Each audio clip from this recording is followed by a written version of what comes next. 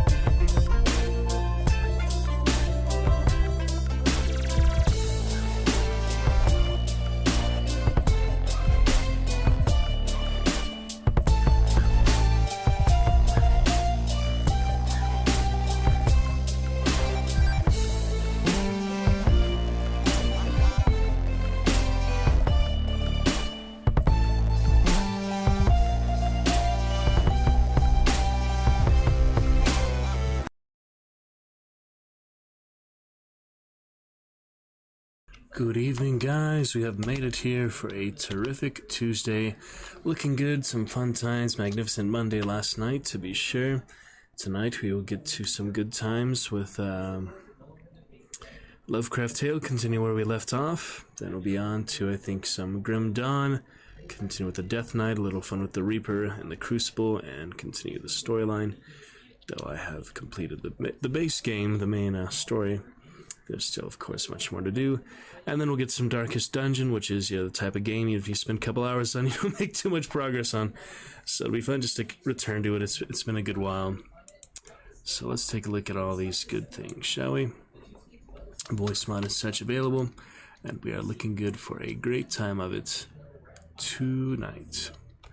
Absolutely. Good fun last night with some of the new commands debut. Look forward to more of that here shortly. Have here, let's see, Darkest Dungeon last played January 3rd, so it's been a solid couple months there. And we'll pick right up where we did on the second part of Out of the Aeons for Hazel Healed 1933. We finished that first part here shortly there before. Let's take a look. Practically speaking, no occultist or student of the primal past's esoteric lore had his attention called to the strange scroll until the recent outburst of sensational journalism which precipitated the horrible climax. That is where we left off. Got a new Voicemod command. You guys can debut, or will debut here at some point. But just test out a new shadow feature. Never actually done this / shadow before, since I had two other shout out features for fellow streamers and friends of the roost, but it's nice you have that actual one that will bring up a notification in the chat as well, so that's cool. Anyway, looking good. Quick little demonstration for Voicemod. Have the command for it later, but for now, just to let you know it's working. I actually restarted my computer, got it to work because the servers were offline originally. It was working even though they were saying they're offline, then I just couldn't get to work when I restarted, so I restarted the whole computer. Now it's good. We have, for example, here Sentinel, one of the many voices available here tonight. There's a quick Sentinel demonstration. Exclamation voice mod if you'd like to see other active ones, but it is all an About Me section, hopefully mobile, widget, and desktop version for Twitch. Looking good. And let us begin then with some good times here tonight. Been a while since I Lovecraft Tales. I had a busy schedule. Today did a couple things I was trying to do. But yeah, pretty much tired. It's a little rainy outside and get a chance for a good walk or such. But good times tomorrow. We'll see other Melodrama rehearsal. Perhaps stream some of that. Data is really difficult to stream on, as you saw with the Player Festival last week. And so I can try. It might not work, but I can try. Yeah, just the data. I know definitely the Wi-Fi wouldn't work, so if the data doesn't work either, certain areas of town here and such, we'll do the best we can. So anyway, looking good for now. Let's pick it up with Out of the Aeons for a fun time, and Lovecraft Tale to begin here tonight. Look forward to chat with you soon. Good times with Marsh and Pearls last night. We'll see what other great Dragon Knights can join us for good company and great fun this evening. Pick up right where we left off then in part 2. Out of the Aeons, do the occasional stream test, but for the most part, I think we are just fine. So, looking good there. And happy Pi Day as well. It is indeed 3/14. Didn't notice till a few hours ago, but it's indeed 3/14/23, and St. Patrick's Day right around the corner. Friday, we'll hopefully have some good festivity celebration in stream for that as well. Maybe get to the pub or such other things too, but we'll check it out bit by bit. Let's get started for now. Turn up the volume a little bit to drown out some of that background noise. And here we are. Part 2 of Out of the Aeons for our first bit of fun here tonight. Thus matters glided along for a half-century following the installation of the frightful mummy at the museum. The gruesome object had a local celebrity among cultivated Bostonians, but no more than that. While the very existence of the cylinder and scroll, after a decade of futile research, was virtually forgotten. So quiet and conservative was the Cabot Museum that no reporter or feature writer ever thought of invading its uneventful precincts for rabble-tickling material. The invasion of Ballyhoo commenced in the spring of 1931, when a purchase of somewhat spectacular nature, that of the strange objects and inexplicably preserved bodies found in crypts beneath the almost vanished and evilly famous ruins of Chateau Forsyth Flames in Avrogne, France, brought the museum prominently into the news columns. True to its hustling policy, the Boston Pillars sent a Sunday feature writer to cover the incident and pad it with an exaggerated general account of the institution itself. And this young man, Stuart Reynolds by name, hit upon the nameless mummy as a potential sensation for surpassing the recent acquisitions, nominally forming his chief assignment. A smattering of theosophical lore, and a fondness for the speculations of such writers as Colonel Churchward and Lewis Spence concerning lost continents and primal forgotten civilizations, made Reynolds especially alert toward any Aeonian relic like the unknown mummy. At the museum, the reporter made himself a nuisance through constant and not always intelligent questionings, and endless demands for the movement of encased objects to permit photographs from the unusual angles. In the basement library room, he ported endlessly over the strange metal cylinder and its membranous scroll, photographing them from every angle and securing pictures of every bit of the weird hieroglyph text. He likewise asked to see all books with any bearing whatever on the subject of primal cultures and sunken continents. Sitting for 3 hours, taking notes, and leaving only in order to hasten to Cambridge for a sight, if permission were granted, of the abhorred and forbidden Necronomicon at the Widener Library. On April 5th, the article appeared in the Sunday Pillar, smothered in photographs of mummy cylinder and hieroglyphed scroll, and couched in the peculiarly simpering infantile style which the Pillar affects for the benefit of its vast and mentally immature clientele. Full of inaccuracies, exaggerations, and sensationalism, it was precisely the sort of thing to stir the brainless and fickle interest of the herd, and as a result, the once quiet museum began to be swarmed with chattering and vexatiously staring throngs, such as its stately corridors had never known before. There were scholars and intelligent visitors, too. Despite the puerility of the article, the pictures had spoken for themselves, and many persons of mature attainments sometimes see the Pillar by accident. I recall one very strange character who appeared during November, a dark, turbaned, and bushily bearded man with a labored, unnatural voice, curiously expressionless face, clumsy hands covered with absurd white mittens, who gave a squalid West End address and called himself Swami Chandraputra. This fellow was unbelievably erudite in occult lore and seemed profoundly and solemnly moved by the resemblance of the hieroglyphs on the scroll to certain signs and symbols of the forgotten elder world, about which he professed vast intuitive knowledge.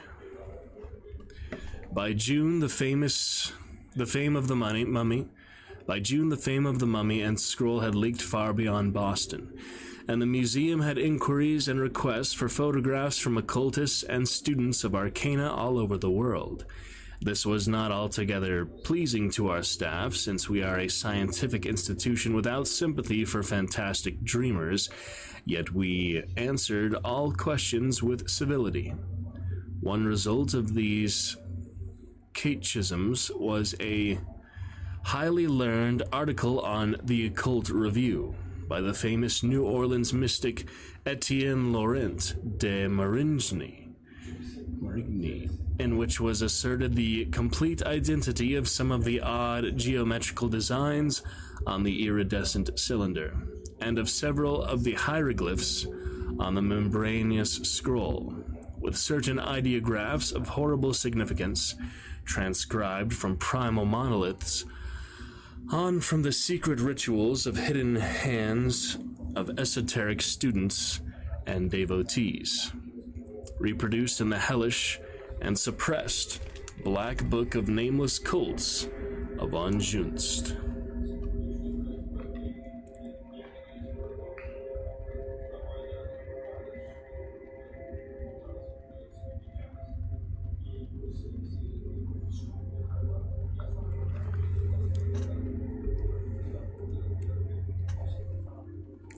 De Marigny recalled the frightful death of von Junst in 1840, a year after the publication of his terrible volume at Dusseldorf, and commented on his blood-curdling and partly suspected sources of information.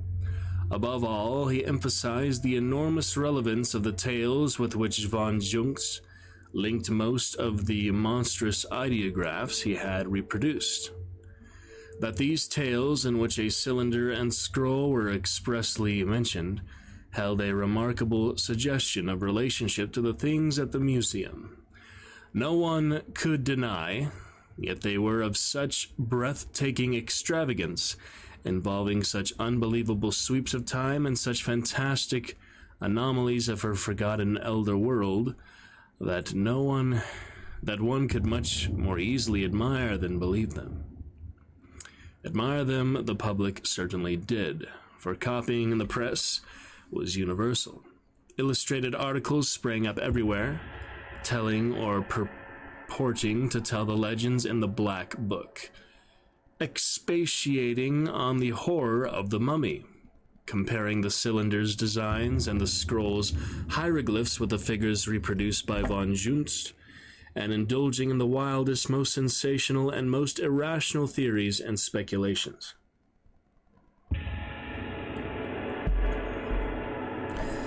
Attendance at the museum was trebled, and the widespread nature of the interest was attested by the plethora of mail on the subject, most of it inane and superfluous, received at the museum. Apparently, the mummy and its origin formed, for imaginative people, a close rival to the Depression as chief topic of 1931 and 1932. For my own part, the principal effect of the furor was to make me read von Junst's monstrous volume in the Golden Globe, the Golden Goblin edition. Golden Goblin edition. A perusal which left me dizzy and nauseated. Yet, thankful that I had not seen the utter infamy of the unexpurgated text.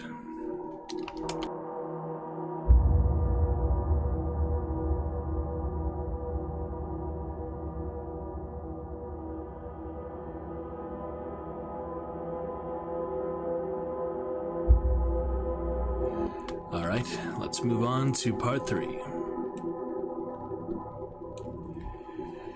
The archaic whispers reflected in the Black Book, and linked with designs and symbols so closely akin to what the mysterious scroll and cylinder bore, were indeed of a character to hold one spellbound, and not a little awestruck.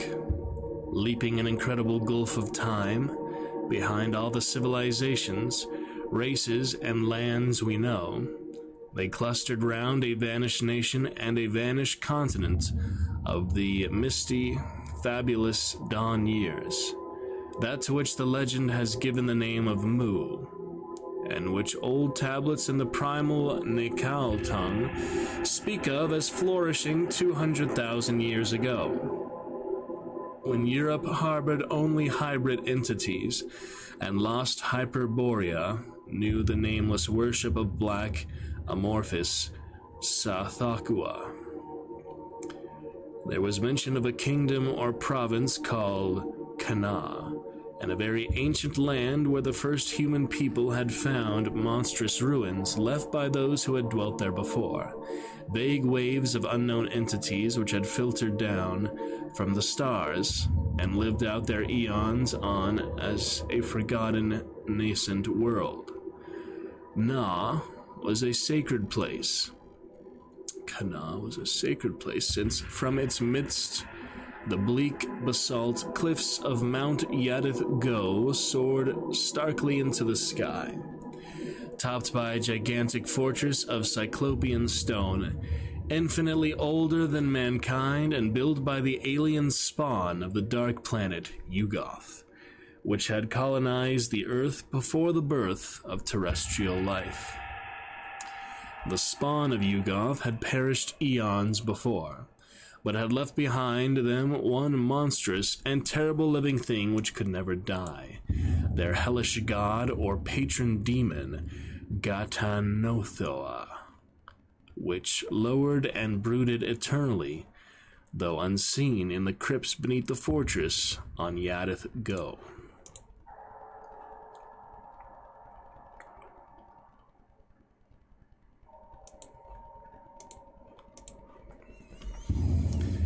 No human creature had ever climbed Yadith Go or seen that blasphemous fortress except as a distant and geometrically abnormal outline against the sky. Yet most agreed that Gatanothoa was still there, wallowing and burrowing in unsuspected abysses beneath the megalithic walls. There were always those who believed that sacrifices must be made to Gatanothea, lest it crawl out of its hidden abysses and waddle horribly through the world of men, as it had once waddled through the primal world of the Yugoth spawn. People said that if no victims were offered, Gatanotho would ooze up to the light of day and lumber down the basalt cliffs of Yadith Go, bringing down to all it might encounter. For no living thing could behold Gatanothoa, or even a perfect graven image of Gatanothoa, however small, without suffering a change more horrible than death itself. Sight of the god or its image, as all the legends of the Yugoth spawn agreed, meant paralysis and petrification of a singularly shocking sort, in which the victim was turned to stone and leather on the outside, while the brain within remained perpetually alive, horribly fixed and prisoned through the ages, and maddeningly conscious of the passage of interminable epochs of helpless inaction, till chance and time might complete the decay of the petrified shell and leave it exposed to die. Most brains, of course, would go mad long before this eon-deferred release could arrive. No human eyes, it was said, had ever glimpsed Gatanothoa, though the danger was as great now as it had been for the Yugoth spawn. And so there was a cult in Kana which worshipped Gatanothoa, and each year sacrificed to it 12 young warriors and 12 young maidens. These victims were offered up on flaming altars in the marble temple near the mountain's base. For none dared climb Yadith Go's basalt cliffs or draw near to the cyclopean pre-human stronghold on its crest. Vast was the power of the priests of Gatanothoa, since upon them alone depended the preservation of Kana and of all the lands of Mu from the petrifying emergence of Gatanothoa out of its unknown burrows. There were in the land 100 priests of the Dark God under Imash Mo the High Priest, who walked before King Thabon on the Nath Feast, and stood proudly whilst the king knelt at the Doric shrine. Each priest had a marble house, a chest of gold, 200 slaves, and 100 concubines. Besides, immunity from civil law and the power of life and death over all in Kana, save the priests of the king. Yet in spite of these defenders, there was ever a fear in the land, lest Gatanothoa slither up from the depths and lurch viciously down the mountain to bring horror and petrification to mankind. In the latter years, the priests forbade men ever to guess or imagine what its frightful aspect might be. It was in the year of the Red Moon, estimated as BC 173-148 by John von Junst, that a human being first dared to breathe defiance against Gatanothoa and its nameless menace. This bold heretic was Tiog, high priest of Shub-Niggurath, and guardian of the copper temple of the goat with 1,000 young. Tiog had thought long on the powers of the various gods, and had had strange dreams and revelations touching the life of this and earlier worlds. In the end, he felt sure that the gods, friendly to man, could be arrayed against the hostile gods, and believed that Shub-Niggurath, Nug, and Yeb, as well as Yig, the serpent god, were ready to take sides with man against the tyranny and presumption of Gatanothoa. Inspired by the mother goddess, Tiog wrote down a strange formula in the hieratic Nakal of his order, which he believed would keep the possessor immune from the dark god's petrifying power.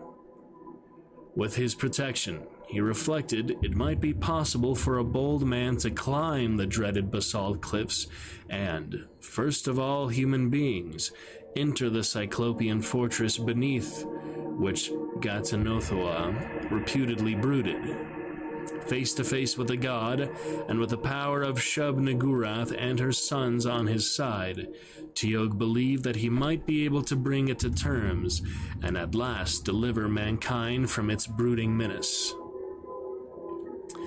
With humanity freed through his efforts, there would be no limits to the honors he might claim.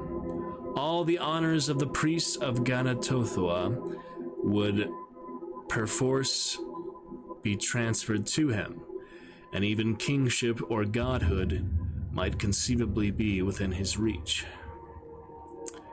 So Teog wrote his protective formula on a scroll of Pythagorean membrane. According to von Junst, the inner skin of the extinct Yakith lizard, and enclosed it in a cavern cylinder of lag metal, the metal brought by the Elder Ones from Yugoth, and found in no mine of earth. This charm, carried in his robe, would make him proof against the menace of Gatanothoa. It would even restore the Dark God's petrified victims, if that monstrous entity should ever emerge and begin its devastations.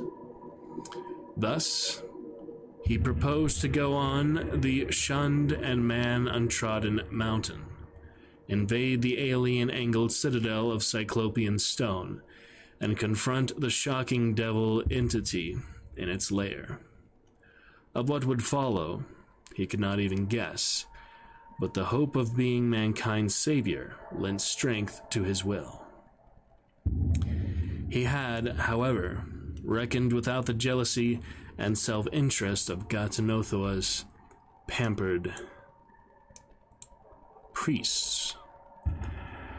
No sooner did they hear of his plan than, fearful for their prestige and privilege in case the demon god should be dethroned, they set up a frantic clamor against the so-called sacrilege, crying that no man might prevail against Gatanothoa, and that any effort to seek it out would merely provoke it to a hellish onslaught against mankind which no spell or priestcraft could hope to avert. With those cries, they hoped to turn the public mind against Teog, yet such was the people's yearning for freedom from Gatanothoa, and such their confidence in the skill and zeal of Teog, that all the protestations came to naught. Even to the king, usually a puppet of the priests, refused to forbid Teog's daring pilgrimage.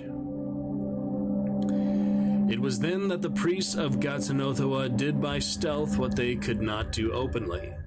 One night, Imash Mo, the high priest, stole to Teog in his temple chamber and took from his sleeping form the metal cylinder, silently drawing out the potent scroll and putting in its place another scroll of great similitude, yet varied enough to have no power against any god or demon.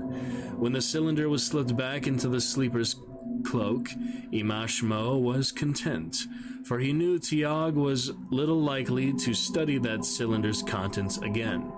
Thinking himself protected by the true scroll, the heretic would march up the forbidden mountain and into the evil presence, and Gatanothoa, unchecked by any magic, would take care of the rest. It would no longer be needful for Gatanothoa's priests to preach against the defiance. Let Teog go his way and meet his doom. And secretly, the priest would always cherish the stolen scroll, the true and potent charm, handing it down from one high priest to another, for use in any dim future when it might be needful to contravene the devil god's will. So the rest of the night Imash Mo slept in great peace, with a true scroll in a new cylinder fashioned for its harborage. It was dawn on the day of the sky flames, nomenclature undefined by von Junst, that Teog, amidst the prayers and chanting of the people and the King Thabon's blessing on his head, started up the dreaded mountain, with a staff of Tlathwood in his right hand. Within his robe was the cylinder holding what he thought to be the true charm, for he had indeed failed to find out the imposture. Nor did he see any irony in the prayers which Imashmo and the other priests of Gatanothoa intoned for his safety and success. All that morning the people stood and watched as Tiog's dwindling form struggled up the shunned basalt slope hitherto alien to men's footsteps, and many stayed watching long after he had vanished, where a perilous ledge led round to the mountain's hidden side. That night a few sensitive dreamers thought they heard a faint tremor convulsing the hated peak, though most ridiculed them for the next statement. Next day vast crowds watched the mountain and prayed, and wondered how soon Tiog would return. And so the next day, and the next. For weeks they hoped and waited, and then they wept, nor did anyone ever see Tiog, who would have saved mankind from fears, again. Therefore men shuddered at Tiog's presumption, and tried not to think of the punishment his impiety had met. And the priests of Gatanothoa smiled to those who might resent the god's will or challenge its right to the sacrifices. In later years, the ruse of Imashmo became known to the people, yet the knowledge availed not to change the general feeling that Gatanothoa were better left alone. None ever dared to defy it again. And nations rose and decayed, and lands rose above the sea and returned into the sea. And with many millennia decay fell upon Kana, till at last on a hideous day of storm and thunder, terrific rumbling, and mountain-high waves, all the land of Mu sank into the sea forever. Yet down the later eons, thin streams of ancient secrets trickled.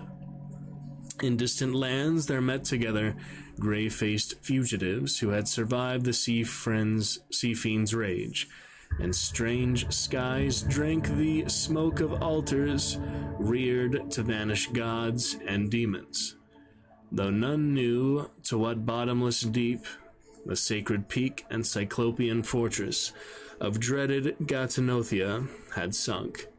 There were still those who mumbled its name and offered to its nameless sacrifices, lest it bubble up through leagues of ocean and shamble among men, spreading horror and petrification.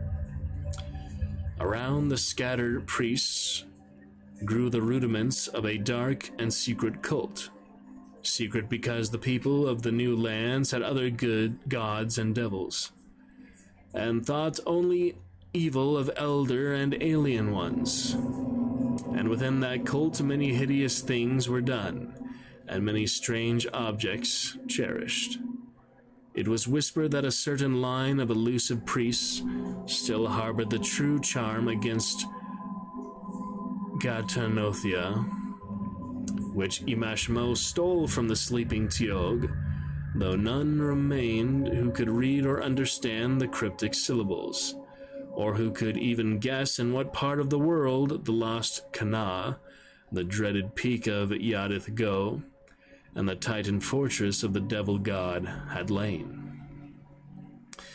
Though it flourished chiefly in those Pacific regions around which Mu itself had once stretched, there were rumors of the hidden and detested cult of Gatanothia in ill-fated Atlantis, and on the abhorred plateau of Lang. Von Junst implied its presence in the fabled subterranean kingdom of Kanyan, and gave clear evidence that it had penetrated Egypt, Chaldea, Persia, China, the forgotten Semite empires of Africa, and Mexico and Peru in the New World. That it had a strong connection with the witchcraft movement in Europe, against which the bulls of popes were vainly directed. He more than strongly hinted. The West, however, was never favorable to its growth and public indignation. Aroused by glimpses of hideous rites and nameless sacrifices, wholly stamped out many of its branches. In the end, it became a hunted, doubly furtive underground affair, yet never could its nucleus be quite exterminated. It always survived somehow, chiefly in the Far East and on the Pacific Islands, where its teachings became merged in the esoteric lore of the Polynesian Erioi. Von Junst gave subtle and disquieting hints of actual contact with the cult, so that as I read, I shuddered at what was rumored about his death. He spoke of the growth of certain ideas regarding the appearance of the devil god, a creature which no human being, unless it were the too daring Tiag, who had never returned, had ever seen, and contrasted this habit of speculation with the taboo prevailing in ancient Mu against any attempt to imagine what the horror looked like. There was a peculiar fearfulness about the devotees' odd and fascinated whispers on this subject, whispers heavy with morbid curiosity concerning the precise nature of what Tiag might have confronted in that frightful pre-human edifice on the dreaded and now sunken mountains before the end. If it was an end, it finally came, and I felt oddly disturbed by the German scholar's oblique and insidious references to this topic. Scarcely less disturbing were von Junst's conjectures on the whereabouts of the stolen scroll of cantrips against Gatanothia, and on the ultimate use to which this scroll might be put, despite all my assurance that the whole matter was purely mythical. I could not help shivering at the notion of a latter-day emergence of the monstrous god, and at the picture of an humanity turned suddenly to a race of abnormal statues, each encasing a living brain doomed to inert and helpless consciousness for untold eons of futurity. The old Dusseldorf savant had a poisonous way of suggesting more than he stated, and I could understand why his damnable book was suppressed in so many countries as blasphemous, dangerous, and unclean. I writhed with repulsion, yet the thing exerted an unholy fascination, and I could not lay it down till I had finished it. The alleged reproductions of designs and ideographs from Mu were marvelously and startlingly like the markings on the strange cylinder and the characters on the scroll, and the whole account teemed with details having vague, irritating suggestions of resemblance to things connected with the hideous mummy. The cylinder and the scroll, the Pacific setting, the persistent notion of old Captain Weatherby that the Cyclopean crypt where the mummy was found had once lain under a vast building. Somehow, I was vaguely glad that the volcanic island had sunk before that massive suggestion of a trapdoor could be opened. That is the end of part 3. We could get to part 4. It's not too much. Part 4, part 5. It's a decent amount. On the other hand, it's a pretty good point to leave off for next week. Unless anyone is really enjoying this live, can always archive, save it for the YouTube playlist. Or if anyone wants to debut our Voicemod, certain voices, now is a good time for that as well. Deciding if we should keep it there, carry on, switch on over to Grim Dawn before some Darkest Dungeon for the night. Good balance of very fun and dynamic adventures there. Could always leave it to the Twitch Frog, but would prefer Community Dragon Knights to make the call.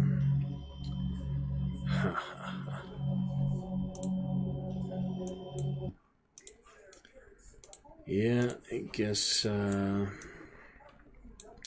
could be a good time. Played a little hunt today, by the way, a little quick play, some funny interaction, and one single bounty hunt. Got a small bounty out, so that's fun. Just a couple rounds today. Well, I had a quick few minutes for that. Showing those captures soon enough. Get some GTA tomorrow, possibly Thursday. I think will be a great day to read Macbeth. We'll read that probably in its entirety. First thing Thursday, so I do like to do the readings typically earlier rather than later in the stream.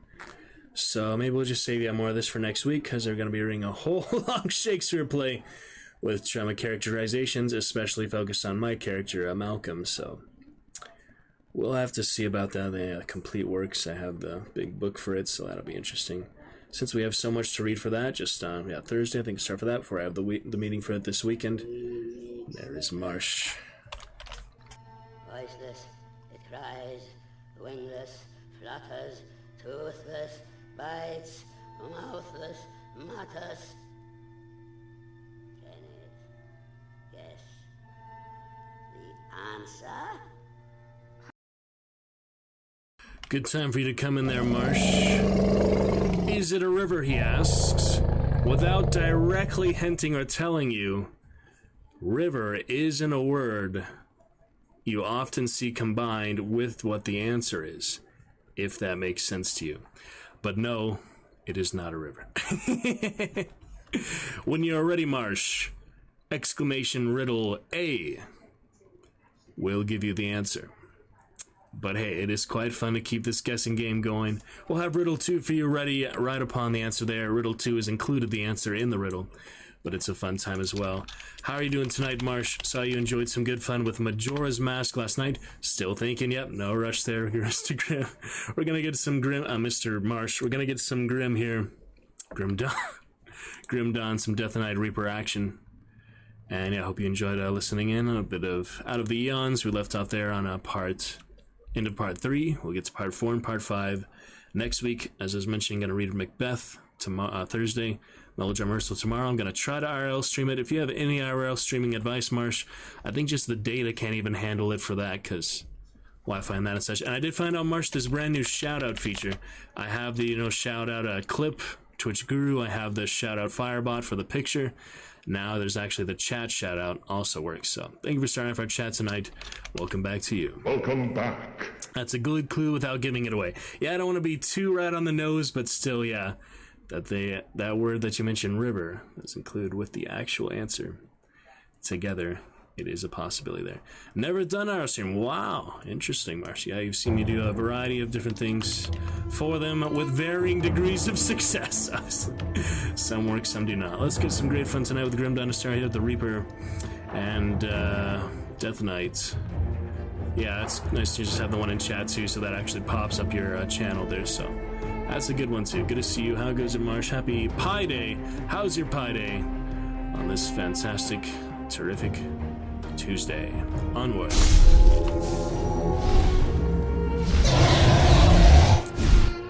Appreciate you. Start off the chat once again there, Dragon Knight Marsh. Lovely brother indeed. Let's start with the Crucible, and the very funny thing about the Crucible is that if you take a hardcore character in and they die there, it's the same as dying in the main campaign. You lose them just the same, so we're just going to start with the Reaper, then go to the Death Knight, warm up a bit. Yeah, this is my top score so far, almost 130,000 looks like. I have a few here, but oh, that's a lot of Crucibles. Did they add these recently? I don't remember there being that many last time. Let's do stars, that doesn't sound familiar. Good for that devout galaxy cosmos, so get started with that. Just one little gladiator reenaction, as it were. It's without pie. Can you believe that? Oh, you're actual.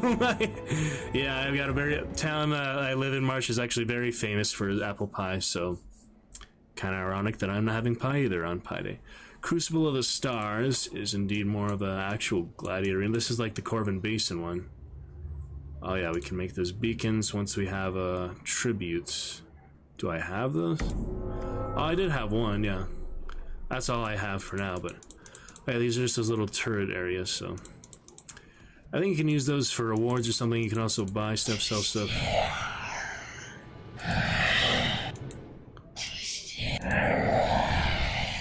you do the devotion points. That's just for the actual spirit guide. Pretty much good on gear for now. I think I have some main characters, so I'll have some decent fun for him. I have other stuff in the stash as well. Fun time for Pi Day, indeed, Marsh. I'm looking at, yeah, just these other things. These characters that I find. Terrific Tuesday. Did get from the end of the game that other, ring, wasn't it? Yeah, this next legendary ring. I need more spirit to use that, so my next attribute, so I'll be going to spirit for this character. He's level 62. But we'll be switching other characters here and there. Tip jar, having a little fun dance there, they're good times. Yeah, just this legendary ring here. We'll eventually be able to use that. The rest looking pretty clear, and since it's not hardcore, I don't have to worry about the character dying here. I could really transmute and make all these perfectly safe illusions crafting things, but that's okay. Great to have you here, Marsh. We're just getting started with the fun adventure, as you saw on Friday. Greetings, and welcome to my crucible. Lokar. I have seen your potential, and I am most intrigued. So I've summoned you here to battle for my amusement. Raise the stakes. But I am not a cruel master. Succeed, and you shall be rewarded with vast And if you wealth, lose, you lose all the rewards so far, so... and know only my scorn. Easy enough to die. Let's get those passives on. Is that so? Convert. Very well. No, I don't have that you will die. tribute. But if you surprise Wait, me, 50, that's pretty I will far. raise your reward substantially. Do we have... Yeah, can't do that yet. And welcome. Oh, is that so? Let's just do it. Alright, here we go. Start it off. Crucible eliminate all enemies, negative 10 decibels. Let me know if that's okay. We had a little defensive tower. I had some left over, I guess, tributes. These will be pretty easy corruptions to start with. Yeah, but basically I should stay on the melee because the ranged attack switches off that. I'll use it if I need it. For the most part, I think better off with the standard gear. I don't know if this is indestructible or not. It seems like they're kind of attacking it with it. Oh yeah, that's a lot of damage just from their acid blood. Yeah, devotion pretty good for now. There's the blood sworn. The floating eyeballs. I have some eyeballs for you. Used to the banner and such from Diablo 3. There's none of that for here. Oh boy, ethereal rates. So it was a good ending that last time with the yeah, the main storyline finished. All that, but still be more to do, more characters, more fun. This is my good old Reaper here. We're pretty much familiar with him. Nightblade Necromancer. Next I'm going to the Necromancer and Soldier. That is the Death Knight. And I'll try to get used to that two-handed. Apparently I have the character already, but continue out where he left off on the storyline, I guess. Oh yeah, forget you need this combo bonus. You have to defeat them in a certain amount of time. There is a timer here, so I feel like you do have to kill them quickly enough. Well, that won't count. I've seen Slith fight better than you. Interesting, yeah, extra amount of time there. Hopefully decent audio balance. We'll continue to work with that. Fun times for March's Riddle. Guess the river for the next. Well, then we also had Adventure debut. They get our old friend last night from other Pearls. We had a good adventure song that was quite lovely as well. Void parasites. Yeah, they just keep coming. The first waves, I think, are at least 10 waves, right? Nothing too deadly so far, but still good. Oh, here's the finale round. Sucks you can't go in there. It hurts you, I think, yeah, if you go in there.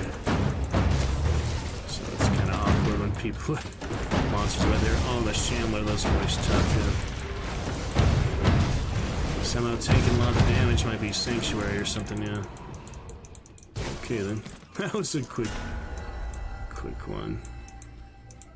You really malice. Well, keep going. The rewards are somewhere up there. At the end of it. Basic rewards. You know, yeah, that's actually deadly to go in there. It's funny. It's like, why give you all this extra space on the map if you can't actually go there, you know? It's just like places to run away for some reason. But it damages you, so it's not recommended. Alright, how many tribute points now? 1. So yeah, this costs 5 whole tribute points. I better make the most of it. I think it only lasts for the round, or while you're alive, or probably just the round. I wanted to try it, though. It's been a while since I've done any of that, so that's it for now. You've done well, but the Crucible still has much in store for you. A reward. Wait. Are you ready for more? Quit while you ahead. You saw you could go instantly level 50, but it's good to start some of these just to get more familiar with the character, even though I'm playing in the story the whole time. Beat the main enemies, but yeah. Oh, the Crucible does have its own achievements too, so as my first defensive structure, did I just get that one? No, I did that one before. Defender of Malmuth I got last time. So I'm just wondering what else here. 50 defenses, Celestial Blessings, those are expensive, yeah. 25 blessings. Activate all 4 blessings in a single Crucible. Complete the Crucible through wave 150 on Gladiator difficulty. Yeah, it does have different difficulties for the Crucible too. With the 6th spawn point active, such as having more spawn points. Whew. Over 900,000.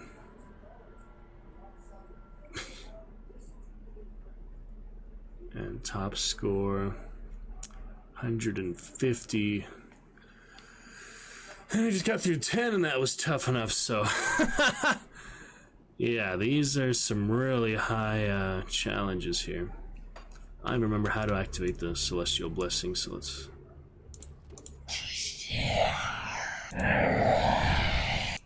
look at some of those. These are the only vendors. Pretty much, right? Oh yeah, and the beacon. Also cost all that.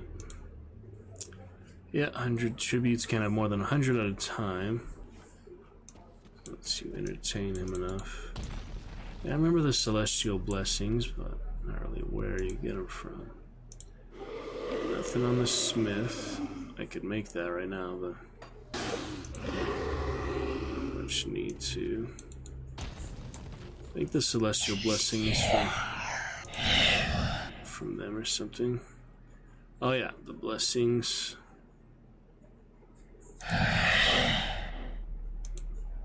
Right there. That's interesting background there too. Alright, might as well carry on for now. You've done well. Until I get really close to death. I don't have any death dodge, so I have to spawn. Well, since I fought those guys, see this Soil's Flame does do more. Less resistance. 9 seconds. Yeah, you have to kill them in time or you lose the bonus, basically. So it's good to keep track of. Fighting the Black Legion is usually our friends, yeah. Even have the faction bar in the Crucible. No factions in the Crucible. Kind of makes sense though. 5 seconds, just in time. It resets, yeah, it doesn't carry over, so as long as you finish it in time, it doesn't really matter how close it was. Smith fight better than you. Or how much extra time you had for that matter. It totally resets at 25 seconds. Unless it's a boss fight, maybe then you get 30 seconds. Yeah, good devotion, these other abilities. Just wider array of onslaught right now, so it's pretty fun. Get back to Dark's Dungeon with Marsh, I believe, as the leper character. Played it, I think that's what your name character was, Marsh. That's a pretty good tank, though. We'll see about that here shortly. And I did watch the VOD, Marsh, saw the little static feedback for the mic. Wanted to mention that. Yeah, it is interesting that just kind of comes out of nowhere sometimes. And I know exactly what you were talking about. Yeah, just a little popping, little crackling. It's just kind of a weird software thing, it seemed like. I'm not sure what caused that, hardware, software, but it is interesting what you're referring to now, so it's good to be on the same page for that. fun.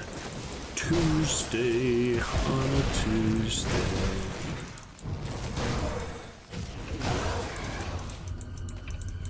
Rocks and such. A bloody good time. I'll go to Baldur's Gate 3 soon. I forgot to check some stuff of that. We will clear it out here soon enough. Yeah, nothing too tough so far, so I'll keep going until I get close to death at least. But yeah, I can't really push it too far on this character. I think the Death Knight, he'd also have the Soldier Blessing of Men here, so the Death Knight may be a little more survivable than the Reaper, who's really just kind of a true damage. But yeah, they do such powerful damage out of nowhere like that. That is really, you know, concerning. Alright, 15 seconds.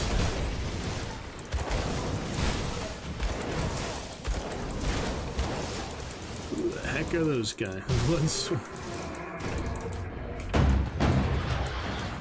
bosses. You're beginning Moneybags, Martin. Yeah, don't stand in the after effect. Not so good. Notion. 20 seconds. I have enough potions, right? Make sure I don't run out of those. Get away from there. Alright, so that's wave 20. Not too bad, not too good. I only get Vital Essence every couple waves, maybe. I think I have enough for now, though. So that's only 2. You need 12 for one of those. I never get that far. I just don't have the patience, you know. And I don't have really the confidence most of the time. And I'm a pretty good character now. I don't know. Yeah, I gotta switch out this stuff that doesn't even have the benefits. This has a lot of things not benefiting the character, so... A lot of devouring swarm stuff. That is definitely for a different class, I feel like. I need to keep an eye out for better helmet then. Maybe buy one, but not very often. Any helmets to make? Yeah, I could get some good circlets. Nothing much.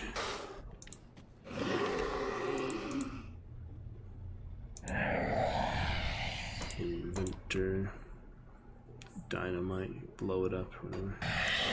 Kind of weird, yeah. Vendors, how it all works.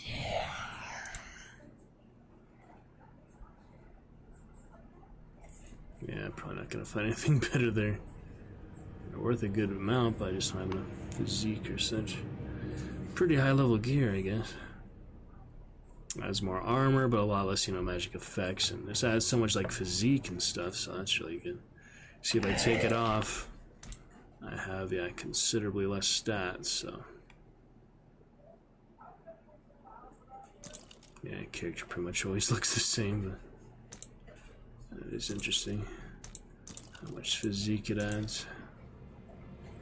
Plus 32 physique, and I also said, percentage, well, it says plus 32 physique, and then, plus 6% physique, so... Basically 2 things adding to that.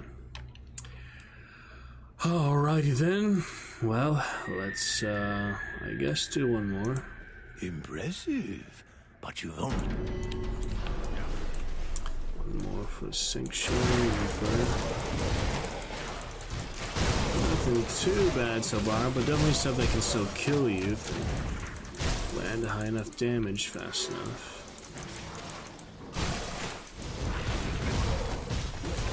Mini boss there.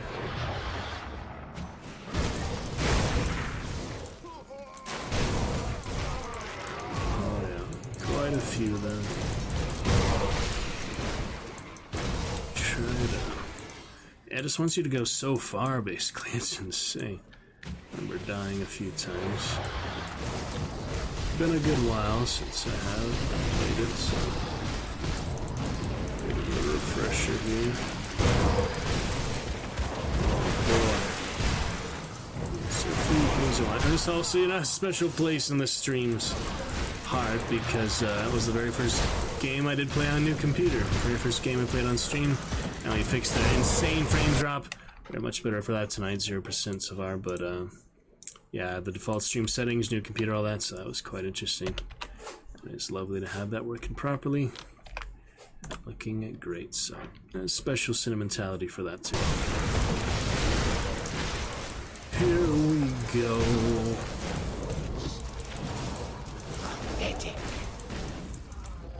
Yeah, he's not very impressed easily. What are you spiders doing just hiding in the corner? Alright, new wave. The Inferno, yeah, it calls down some Inferno, alright. Try to get a good area, but... That skill's not ready. I was trying to think who said it is forbidden. Who was that? Someone we were playing recently kept saying this spell is forbidden. What was that? I don't know how I forgot that, but it's like very clear thing. It's like, oh, it is Chivalry, yeah. That is Chivalry trying to use the cooldowns.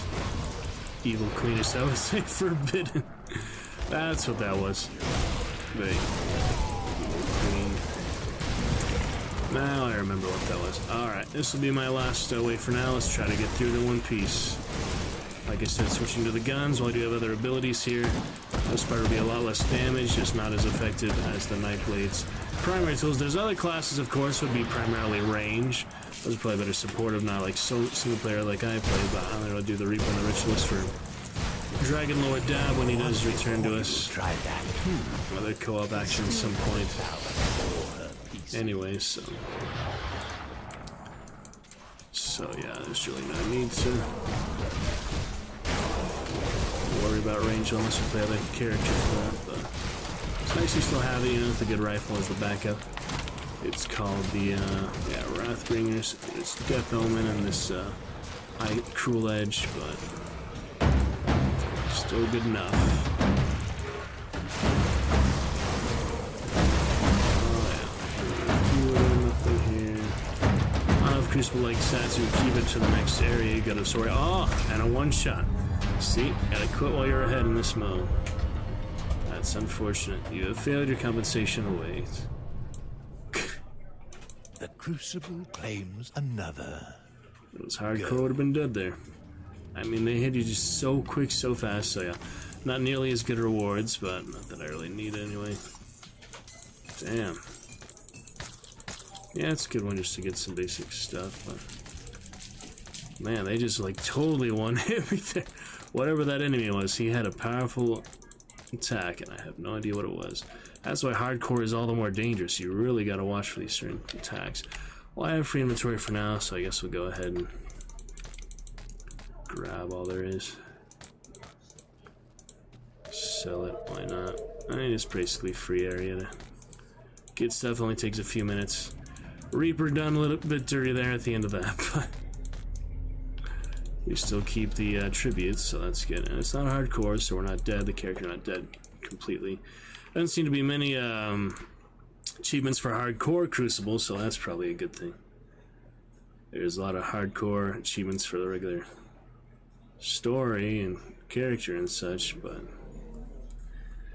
nothing really for Crucible. So maybe you're just not meant to play Crucible in hardcore because you die like that all out of nowhere, and then use the character for the rest of the game. So I believe I had someone that died in Crucible hardcore, like she probably did, yeah.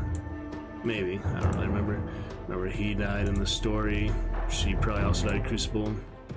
She is just soldiers of our new characters, so is she. So I'd actually have multiple hardcore characters. I haven't played with much, but the main one is Brana here. Yeah, you just see them with the names. I'll tell you the names. Bravado is also, yeah, I have 4 hardcore characters. Brana being the main one. I guess I could warm up a bit with these other ones and then go to her, but kind of seems excessive to have so many hardcore in case they die, but I think we'll go to the Death Knight for now. I got that good Warlord tool. He's pretty cool. But yeah, that's the Reaper. We'll return to him eventually. For now, I'm thinking let's start off with the Death Knight standard there, 2-handed. Could do a Crucible for him too, just get used to the abilities before we go back to the story. And there's no way to really adjust difficulty. I guess you have to beat it or you get a certain amount of... Yeah, only experience. Huh, so I have to beat her to get a certain amount of time far to unlock Challenging Gladiator, so it's quite a ways off. It's not an easy mode, so... Yeah, I'll get back to the campaign here soon. For now, just warm up a little bit more with him, different class, so... Maybe I'll fare better depending on the skills. Yeah, been a long time since I played anything but the Reaper, so... This will be fun just to get back to him in general. Yeah, we're doing a lot of the Corvin Basin for him too, looks like. He's got a Falcon's Claw and the Helma shotgun. So we have a shotgun. But I think, yeah, he's mainly melee as well. Let's see what we have here for 1 bar so far. With that Spectral Binding, Blight Fiend, and Venom Weapons. Ill Omen, I think you make on a body or something. Ghastly Wail upon your target. It's like a taunt, kind of. Rush, I have that from the Corvin Basin stuff. Got some skeletons, working on actual better skeletons this time. See those basic ones I had so long for the Reaper, now like just a few levels higher. They are way enhanced. And also Poison Bomb, that's on the shotgun. You just have infinite poison bombs, basically. Because I put the poison bomb on the shotgun. So it's just an extra type of area of effect thing. I imagine he would use the axe more than the shotgun. Yeah, so Soldier Necromancer for a Death Knight. Not much devotion yet, but I got some anvil, hammer stuff on the way.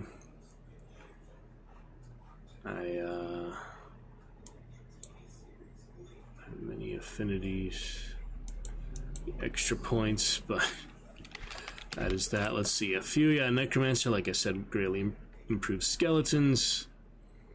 Figuring some of these out. Yeah, the Blight Fiend is an extra summon there. Soldier, yeah, let's see, Blessing of Menhir, we have Menhir's Will, so using the two-handed weapon, as long as I'm not switched to the shotgun, this should trigger. As you draw close to death, the unyielding will of Menhir fills you with renewed strength. So as long as I don't have the shotgun equipped and I drop below 33% health, you get 15% health restored and plus 30 health regenerated per second. So it basically is, yeah, the shield, 10 seconds dying, and the cooldown, would be good to know. How long is the cooldown? That would be definitely useful to know how long the cooldown is. I think it has a certain amount of time.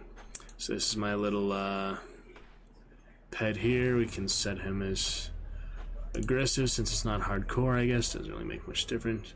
So yeah, Soldier, mostly more Necromancer than in for Nightblade. Did a lot of Nightblade, so I figured just like Soldier base. But this one do have indeed Harvester of Death. This is damage modification for cold damage. So Harvester of Death is for the two-handed Necromancer, fitting for Death Knight or just other classes that you want to do it for. So the skeletons are good. Have this charge ability. The envenomed weapon seems to not last forever either. I don't really know how that works. 5 is another ability. Got the acid bomb on the shotgun if I want it. For the most part, just melee hack and slash. I do have Bone Harvest here. That is the extra, yes. Rate of defense and cadence is the soldier's kind of like a primary attack. Builds up your damage every third strike. Yeah, really powerful. So greetings and welcome to my dexterous than the Reaper, but definitely a more stronger tank, more heavy hitter. Greetings and welcome to my in certain crucible. ways. We'll see what the difference is here. And yeah, I'll be using that energy Bone Harvest. That's basically the primary one, like Diablo, you know. You use the primary one, then save up when you don't have enough. But he still has fast attack speed, and he hits very hard with that third attack. Yeah, you see that third attack, it just charges up for that very nice cadence, which is Soldier unique. Soldier are probably one of the straightforward and fun classes in the game. It is not a bad way to go. We have venom weapons, so for the cold damage, I don't even know. That seems to be pretty short range for that. I don't have the other health for him, so I have to use the potions like the other respite I have for the Reaper, but I'm used to that now. But We'll get there. Oh yeah, and the scream. Let me try that. The taunt here. I have a decent amount of potions for now, but I'll try to use too many. Yeah, it's just a little scream. I can't do that yet. I think it weakens them, or yeah, it damages them a little bit. Charge, you just charge right into them. The Bone Harvester is similar to the actual Bone Harvest skill, the Harvester of Death, so that they are called Black Legion Bone Harvest, yeah, so just a little extra bit there. The other abilities, how this charge works. Use the potion a good amount. Yeah, he's not too survivable. The way mortals bleed is truly wondrous. Make sure the skeletons stay some alive. Put a lot of skill points into them, so I don't really remember playing him that much really compared to the Reaper, but apparently have a decent foundation for him, not like anybody else play this character, so I get used to it. Yeah, so yeah, just spam that. It has a pretty good cooldown on it though. That is yeah, a few second cooldown, so just basically whenever you have a chance there. I need to use more spells with energy soon, because that's not really enough, is it? Why doesn't it show cooldown on these things? That's weird. Let me try this out just because I have it.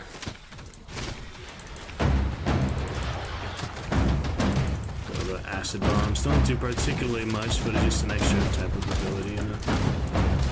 It's alright. Oh boy.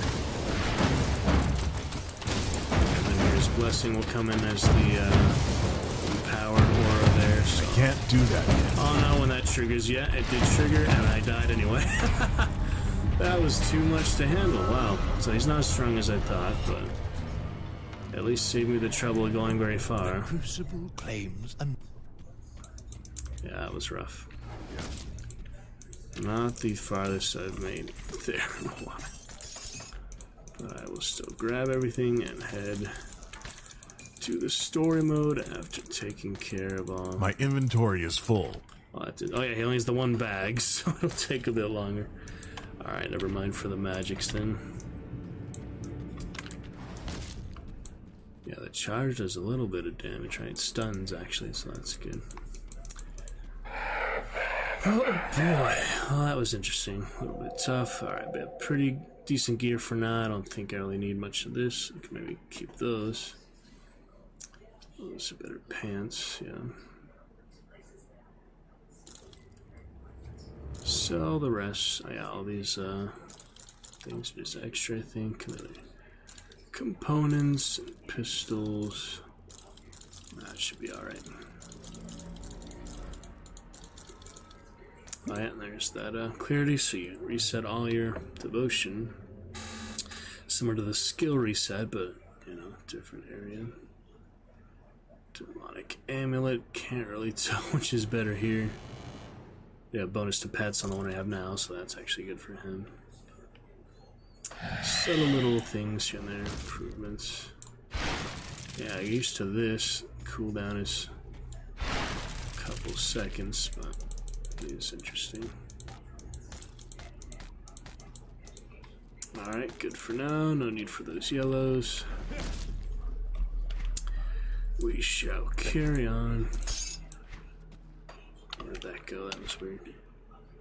Let me stash this stuff for now. Component, yeah, we go to the main roster here, just saw for the other one. Yeah, it's all shared stuff, so that is nice. Components first. This can go in personal, because it's, yeah, really just such a low level, I wouldn't really use it on anyone else. So this extra crossbow, extra boots here. I can use the boots now, I might as well switch those out, even though I have molten skin, which is a component, but these are probably better, right? I mean, they're epic, these are rare. Should be a decent indication. Got 5 tributes for him, maybe I have done the crisp before. Oh no, the tributes carry over to characters also, maybe. I didn't really pay attention to that. Yeah, these are worth more because of that, but interruption, we get that skill. The immense speed of these boots requires complete focus on every step taken. Even the slightest distraction could result in a misstep. You lose movement speed, but you have skill recharge. These boots appear to be of a make and material unlike this world. Yeah, that's alright. I'll get the other material back later. I have plenty of extra material, probably. Crown of Command. Can live without. It's good for beasts, but I can live without it. And this one, yeah, Drain Essence. I don't use that skill either. It's a pretty basic skill that I have not found useful in the Necromancer so far. Seems to be the case. Alright, the Blood of Cthon. Are we not saving that? Yes. Scrap. And I saved these somewhere, but yeah, there we go. Alright, back to the story with him, I guess. Let's give it a fair shake for the Death Knight before we do switch to the hardcore characters. Crucible, a little bit of a warm-up. Yeah, it's tough. I'll have to really practice, get a character I really like more than just the Reaper and the Death Knight melee. But, yeah, let's play him, I guess, a little bit longer. Story, see where the heck we were. Oops, I went back to Crucible. So let's see where he left off. Yeah, there's a lot more Crucible areas, so that's nice. Spirit difficulty, yeah, back to main campaign for now. Single player, I do have Veteran as a toggle. That does increase experience, not for the faint of heart. Can have Ultimate Veteran, that's kind of crazy. Let me see what I had for the Reaper, I was just curious. I do have Elite, because I completed the other part of the game, just the main base game. 10% experience game, I don't know what difference that is, but for now we will do Death Knights, and yeah, I really see no reason not to have it on. 10% experience gain is good, so pick it up for him. Maybe I was doing a non-veteran hardcore, I do remember now. Make it a little easier not to get completely smacked out of nowhere. I did turn veteran off for the hardcore characters. Forgo that 10% experience boost and in lieu of keeping them alive, which seemed like a good idea for now. Alright, we'll clear that out for now. The oracles of Drieg spoke of your arrival. That's just the extra stuff there. I don't really remember where I was on different things. Here, I did Soleil for him instead of Bismail I usually did for Reapers, so Soleil is the different god, different cult, and other different unique interactions for them, so got Drieg and Bismail. This time I went Soleil. And what do they want me to do? Speak to Sagon at the vanguard of the three. That is somewhere. I forgot how to open the map. That's not good. Tab, okay. The vanguard of the three all the way up here, so it'll take me a while to get there, but we can at least start to work my way over. That's in service of Soleil, instead of doing Bismail with the good character in her. Her name is like Priscilla or something. Yeah, Priscilla. Soleil has the other crazy guy. The blood of their own allies. Yeah, it tells you a bit unique things for each of them. It's interesting. Didn't do Spectre of Death, that other kind's chosen. Well, he's another necromancer, so he can't either way. Anyway, he has to go to the other one, but yeah, there's so many necromancers. Soldiers, or yeah, they're reliable for the Empire. Let's see here. There they are. Okay, we'll do our summons. Spectral blind binding, I have the one. Pass for that. Greatly improved skeletons. They are pretty nice. Heading north for the most part. Maybe we have to go through the temple, I don't remember. Or maybe there's a path out there to the side. Let's find out. Set them to aggressive, I guess, because it is not hardcore. Defensive if it was hardcore. What that screamily does. Yeah, I'm just getting used to some of the abilities again. He's a bit more slow or steady, but yeah, he takes a lot of damage despite being physique main, you would think. But I mean, here's Blessing didn't even save me from those lingering damage the last guy, so soldier not the most reliable for hardcore, such perhaps either. He just needs more abilities, I feel like, more things to spend the energy on, so I'm gonna figure that out hopefully next, see if there are more summons, or yeah, Ravenous, or there's some Necromancer, like area of effect things I think will be better, so. I just haven't really tried them before, but I think they will be helpful. I was trying to make him a bit more melee than he should be, probably. Oh dear, the big boy here. What's that? Personal Rift. Like the Reaper, but we'll still get there. Lob some acid in there.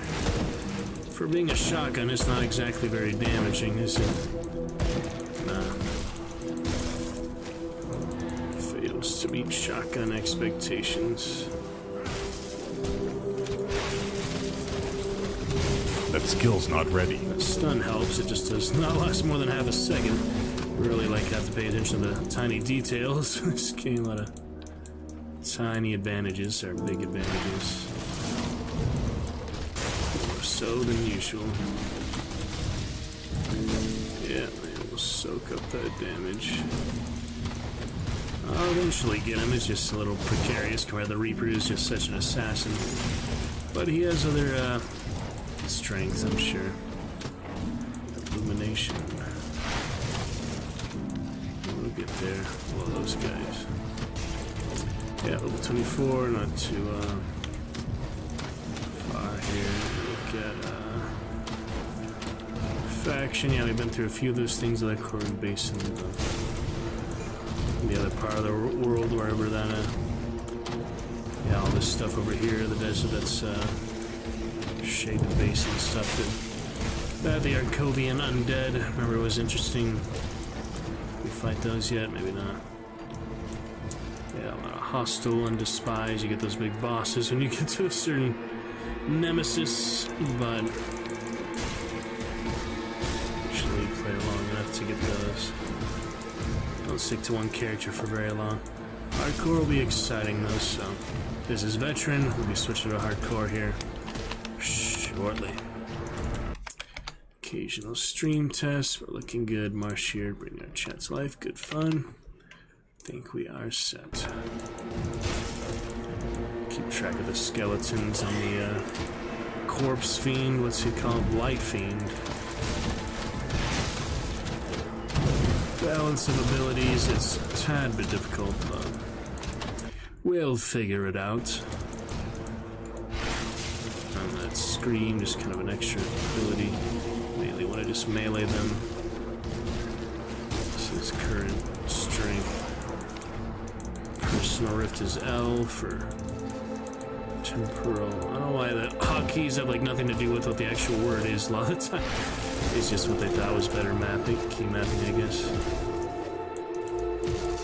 Mummy. Speaking of that Lovecraft story. Pop the potions. Lost all those summons already, yeah. They're not as tough as I thought, I guess. Keep that aggressive. Yeah, I thought I could go this way because the other part of it further north, so seemed to be the right way to actually go. Precarious bridge, huh? There's no way to walk in the game, so. Oh, big griffin.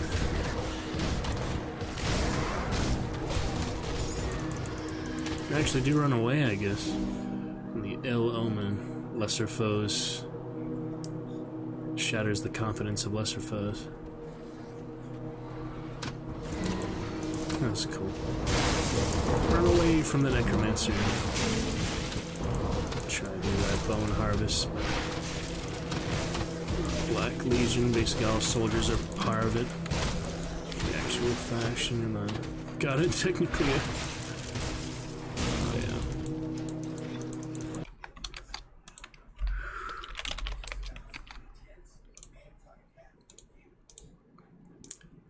Quick message. I will not report my own Discord message. That's fine. Boom, boom, boom, boom. Alright, see ya. Good fun. Terrific Tuesday, Mr. Marshmallow. Get some more fun for the riddles there. I can't do that yet. That'll be fun when we eventually solve that. Guess that. Have more riddles for you ahead, but one more reminder for that initial riddle. We makes the first. Voiceless, wingless, flutters. The envenom weapons, where does that actually come from? Is that a ability here? Yeah, that is from the item, whatever the item is. I don't know.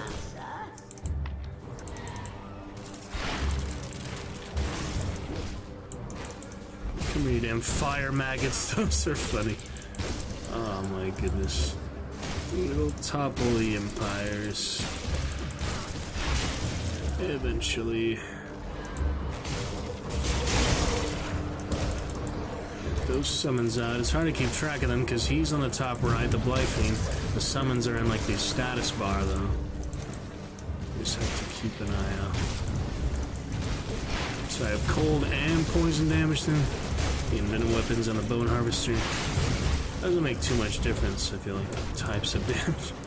I guess some enemies are weaker than others, but it's not like you really know that or pay attention to that. There's no real bestiary in the game. Like that Shadow Warrior and such. And I miss a good amount of the time, that's not helpful. Come here, mummy, I want to whack you.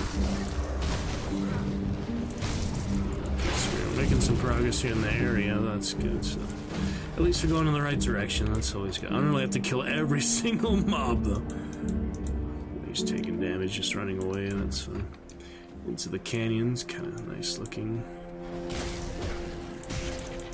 Some more convenient to kill than other. For the most part, you can just go to the bosses, you know, the elites, the champions. Just like in Diablo, you don't have to fight every single standard monster. Diablo 4, though, alright, the horses. See how I get into that. I don't know. Diablo Immortal was not long for stream. Kind of sad. It was alright while it lasted. Fun to try it out. Mobile game, basically. It's like an in-between game. I don't consider like official title or anything. It's kind of in between the other releases. And Diablo 3, if I return another day, we'll get to Diablo 2 at some point too. I was feeling the Grim Dawn return this year a bit more. I can't do that yet.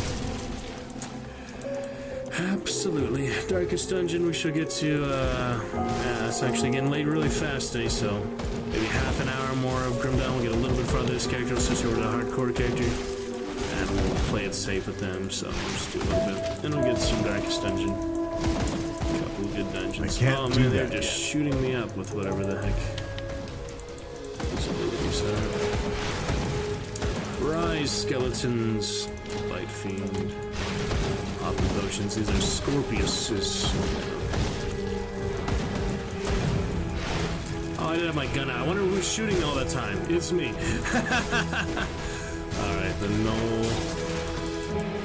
Hold on. Come here. Yeah, that heavy attack is really something. It just matter of balancing it with all the other abilities and the enemy attacks.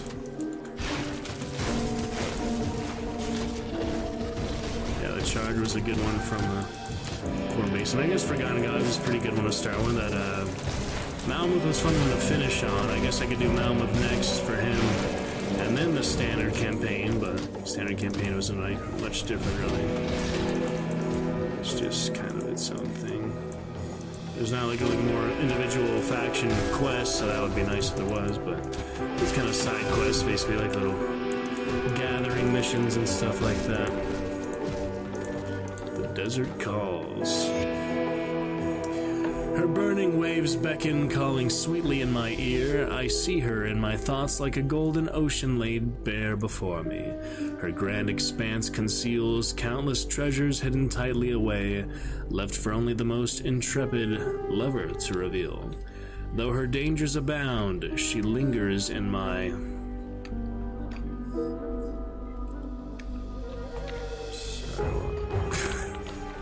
Thankfully we can read that again. It's just hard to find. Hold on, it is, I remember it's somewhere around here. The lore pages are saved in the journal. Yeah, the journal.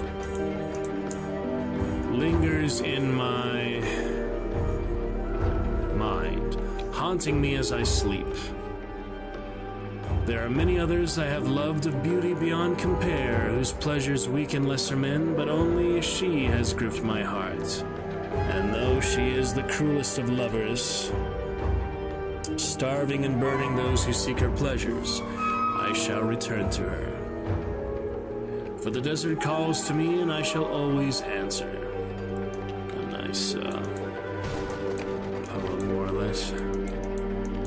True tune of the fun. Let's see, little skeleton mage there. Yeah, skeleton crossbowman.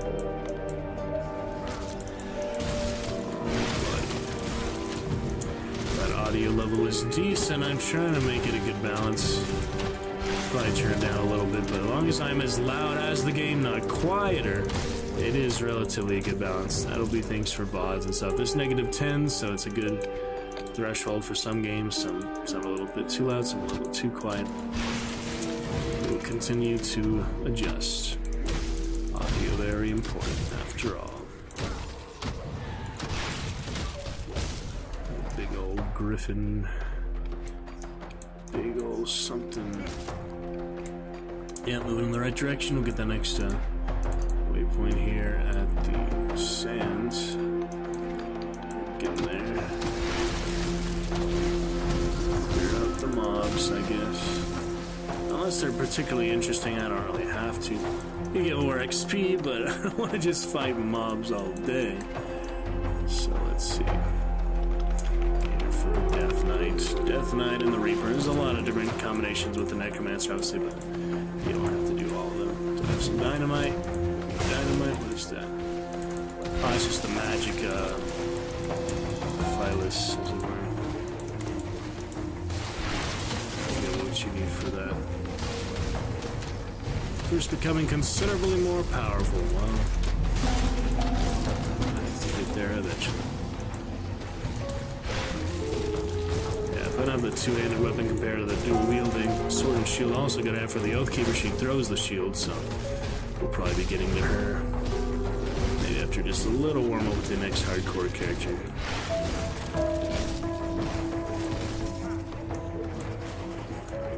There you go. Funny stuff, though. Pretty funny stuff. There we go. Corvin Sands Rift. That's pretty much all the real checkline I need for now. We'll pick it up here soon. Come with those other interesting characters here in the Corvin Basin. The cult of Belial. None sacrifice more to their master than those that serve the eldritch flame, and none are as rewarded for their loyalty. Yeah, nice second one here. I also did Drieg, I think, for someone. Or the Oathkeeper, I think I did another Bismail or something. Yeah, spared her life. And the initiation thing here is interesting. And that's the leader, Kaiser. Serve the three and prosper. No, that is not the leader. The leader is somewhere else right now. Yeah, interesting guys here. Alright, we'll pick it up with that character eventually. For now, we're going to be on to Brana. Once standard Oathkeeper. She does not have the second class yet. Kind of attached to her because she is my highest hardcore character. Before her, though, we can either do Warlock, Soldier, or what was the other one? Saboteur. Saboteur, I think, was, like some of the commando who died. Saboteur, Soldier is kind of similar to the Oathkeeper and Warlord. Purifier died. Infiltrator died. Warlock could be fun just to play out with. So yeah, let's do a little Warlock, I guess. That's like completely spirit-based. Then we'll switch to Brana for a bit. So completely spirit-based, more things like that. Turn off veteran difficulty for now. See where the heck she left off. It's been quite a while for all these other characters, so take a little look here. Okay. She's still in the main area, looks like. Yeah, I haven't done too much Besides that, got her Corvin Basin again. She with the offhand tome. And just the bone for pets, I guess. Let's see what she had. Yeah, she had Curse, Dreeg, Missile, boost the weapons a bit, Lightning Nova from the item, summon the That Raven. skill's not ready. You just have the other one Raven. Just the one bar for now. Don't really need to use the bone, the fist so much. That is not necessary. Yeah, I just kind of toggle that, yeah. So a few good things here. How do you move these? You can't, can you? Alright, familiar there. And yeah, the curse, you just make them move slower and less resistance. Meet Bourbon inside the prison. Alright, let's go. No bounties yet. Good, you're back. Good, you're back. One of my scouts came back with news, making our next move clear. The dead are heavily concentrated in Burwich Village to the north. You've proven yourself quite resourceful thus far. Follow the road north, through... Yeah, dialogue there. Well, 15, she is hardcore, so let's keep that in mind. Hardcore character, have not played, yeah, the Occultist hardly ever, so that's kind of fun. It's like the one you see in the menu there, the bird, and the Arcanist. So Occultist and Arcanist for a straight Warlock. Very high-spirited, not very tanky, squishy. Playing single player, I just have to be extra cautious to not get overwhelmed. So where are we going? Milton Hearts, secure the portal in Burwich Village. We had a... yeah, got up here, so might as well go further up ahead. Do not need standard items at this point. Yeah, let's take out at least... well, actually, I already have some magic, so yeah. I can do the standard loot filter. You always get these basic things for the most part. They just extra money. I can live without that. You can't really transfer money between characters, but still, I have more than enough for what I usually do. Amount of upgrades. Yeah, I'll start a bit on the standard quest line. Braun, I believe, was also in Corvin Basin, so we'll come back to you in just a few minutes. And yeah, a lot of ranged attacks for her. I'll have to experiment with these. She is definitely a nuker, so she does not have to fight at melee range nearly as much as those last two characters. Level 15, these are still, yeah, low level, so they don't really give me much XP anyway.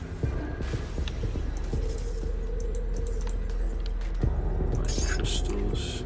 Yeah, basically head north. Go from there. Don't really know which of these are more effective. This one is good for close range. I haven't tried that curse yet. The Raven is just kind of...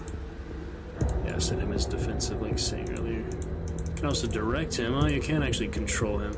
I didn't really notice that. You can actually tell him where to go. That's helpful. Scout places out and stuff, or just attack first, basically. I think there's a... yeah, there's the hotkey to control the pet attack. I just tell him where to attack. Not too necessary, though.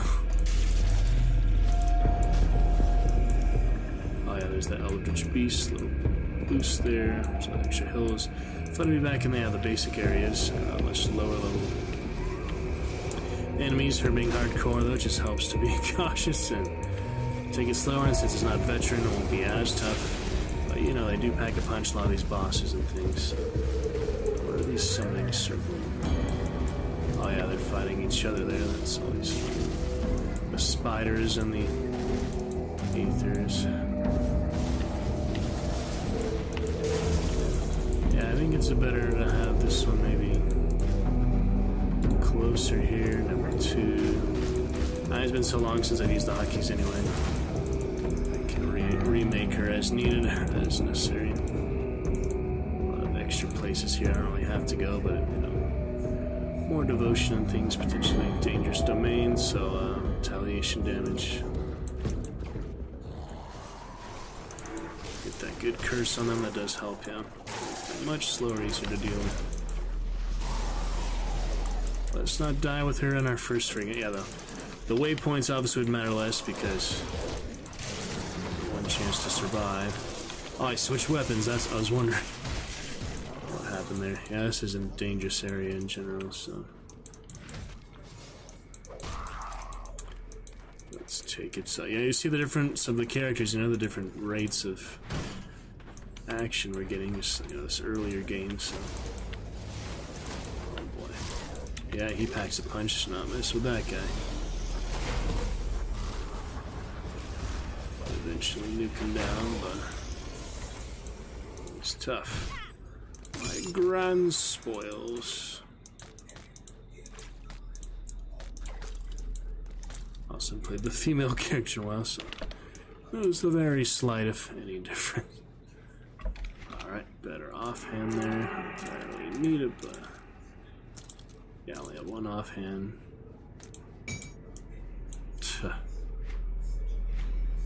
This one a little better. It's just boost pets, basically an elemental seal. Oh yeah, that's what I kept getting. Imbued with destructive force. That's good for now. Yeah, just a little extra cave there. The mini boss. Move along. It's the exchange for lightning damage or elemental damage.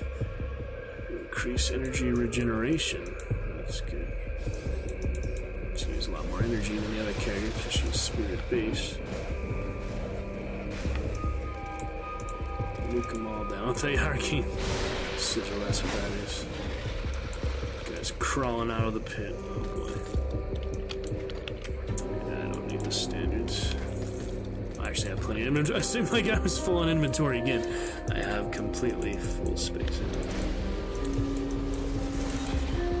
That curse, and I just have to remember to do it more often.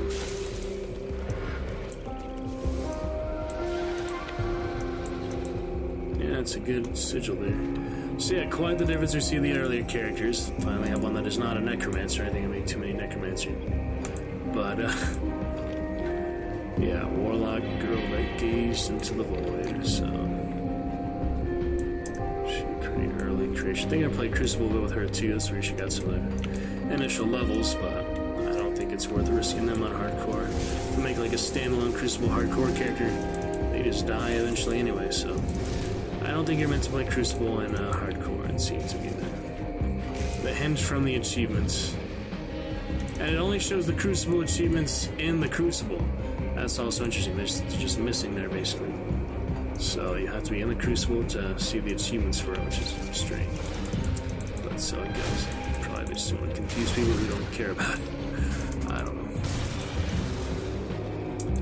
Yeah, she's a good starter character. Good balance. Yeah, these are lower level enemies because I guess I've been higher level than I needed to be or whatever. Gives her initial advantage. Makes it easy enough.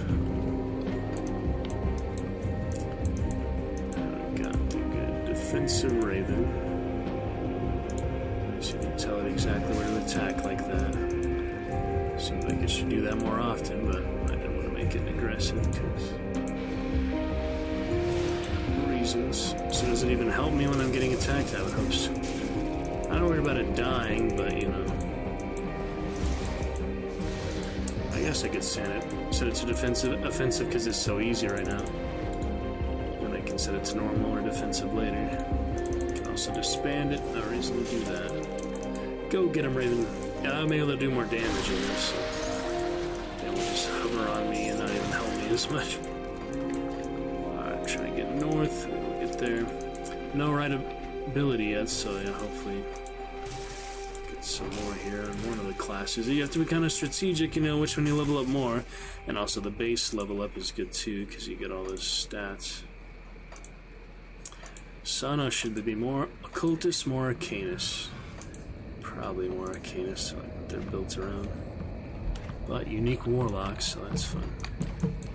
And hardcore, so one life to live. That was always exciting to me, even though it's not much benefit, but they do have exclusive achievements. And believe me, I could use... Yeah, let me pause just to be cautious. Could use all the achievements I could get in this game. Just handing out achievements the more you play, so...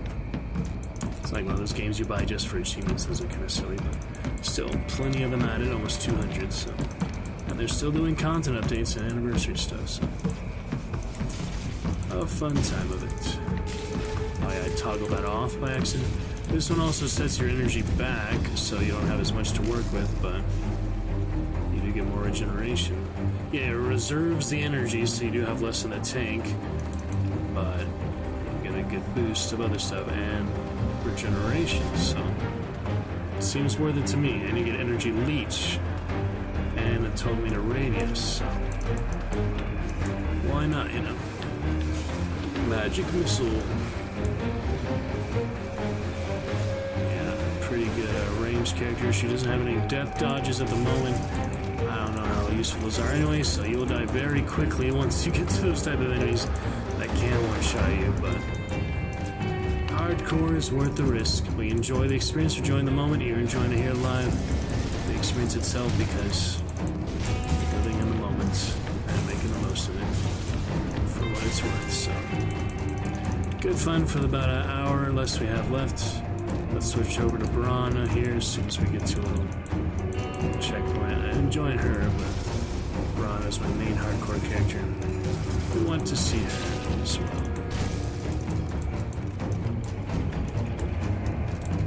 Trudge through the swamps.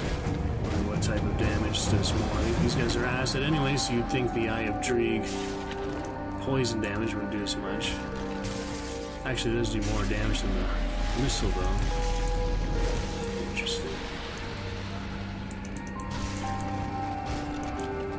Those slits, common derogatory reference on them, I guess. Let's see what carries over the Raven. Seems like a couple interesting things. And here we go, Rift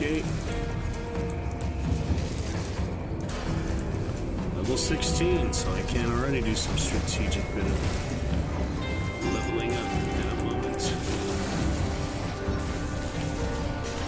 Nova, you can just spam to your heart's content. That works. Alright, White Mire is achieved. Let's take a look here at the level up. Could max out what I already have, or we can go to the next level here. I think I'll do some Arcana, so let's do 1, 2. Yeah, now I can get one of these. Manifestation. Effect is extended to your allies. So like no reason not to do that. Physical damage is considered elemental damage. So that's interesting. I don't know why that's helpful, but also the Tempest. Master Kellador famously, so yeah, it talks about a little lore like legendary ones of your class, basically. Ignite the air around him, or Flash Freeze. I could use some freeze, probably. Let's do one of those, just to try it out. Elixir's Flash Freeze. I think I have everything else I currently have. Just to try it out, you know? Yeah, now you have 2 Novas, one for the item. That skill's not ready. And this one, much bigger cooldown. Yeah, that's a 5.2 second cooldown. Yeah, it's good to see when you actually... It describes it not as cooldown, but skill recharge, so... It's good to keep track of that. Alright, that's it for the spells. We also want to do some spirit here. More energy. And devotion will come once we get the shrines for it. I've already started for Raven. The Raven for the Cultus Arcanus. That makes sense. Everything saves automatically, so that is nice. And you can't quit the game if you're about to die, so there is a way to get away from hardcore death, but you just have to time it right, because if you don't, I mean, you would die. Alright, so 5 seconds on that, but it's very powerful for what it is. Try that with the other Nova. It'll be just fine. Yeah, maybe I should reset these here then. I can put this over here since it's a toggle. I don't really need it as often. So yeah, just balancing it out to make it somewhat more dynamic. easier to use. Yeah, you pretty much tear through them at this level because they're, one thing, not veteran. 10, I'm almost 2 levels above them,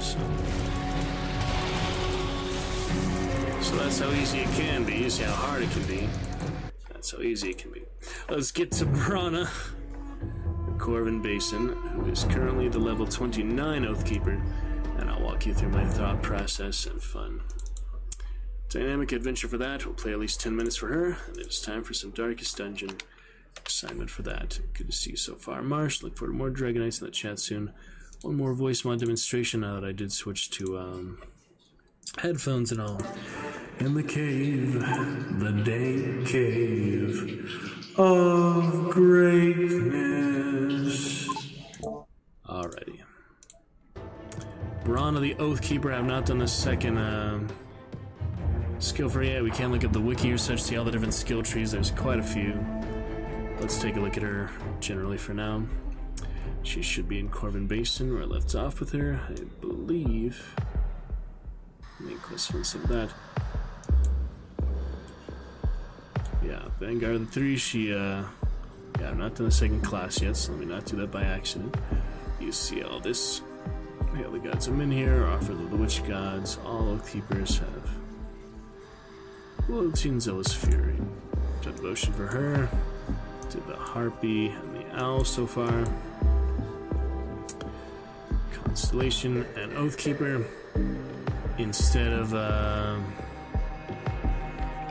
doing Dreeg's Reproach, your prayer becomes twisted and dark, your fervor driven by the maddening whispers of Dreeg. Instead of doing that, I decided not to do that, just have a complete, Menhir-based Oathkeeper. Let's take a look. I am curious of the other pairs of that. The Warlord for the Soldier Oathkeeper. There's many other ones to take a look at, though. And this one I did do, Salile again, looks like. Interesting. Yes, for her, she has a good, charge. Disengage, that's pretty cool, too. I forgot what gave you that, but I do have it. Disengage. Tranquility, overwhelm nearby enemies with your mind. I'm trying to remember where that disengage came from, but it is quite helpful, whatever it is. Static charge, chilling weapons. Had this presence of virtue, that's a little. Here we got a virtue. She had no altar bar except the venom there. She does have dual wield for that. Yeah, Gunslinger's Jacket, that's actually really fun. Shoot both pistols like that, so. She has that. She does not have any death dodge like the soldier. You go and look at the other possibilities here. I'm just curious. It would not be Nightblade with the shield. I believe she throws the shield here with Aegis of Wind here. You need an actual target to throw that on. There's no training dummies here, I guess. There we go, yeah. You throw the shield like that, and then she has the Righteous Fervor, which is the other Oathkeeper. Attack just kind of stacks up. You see it keeps stacking up the more you hit him. Up to 8. And it's pretty good. So she is a fun character so far. I am curious, though, what are the other combinations for the Oathkeeper, because I'll probably eventually do one, but for now I'm pretty happy with her as a standard Oathkeeper. But as we get deeper into hardcore, we may find it interesting to have a, so I don't think you really have to, it's just like makes sense to, so you have more things to work with. You have more of these base abilities here, which is pretty helpful, like just the first abilities for certain things like that. But some work better together than others, some are more oddball. Here I have the full dual classes. So if we want to take a look at that, the Oathkeeper pair for the Warlord, that's my first character. I also have Shieldbreaker, Demolitionist, Sentinel, Dervish. Since I already have the Nightblade, I feel like too much. Templar, Archon, Paladin, and Oppressor. So all very interesting there. I don't know when I want to do it or what, but yeah, Warlord, all these other things. Be interesting for sure.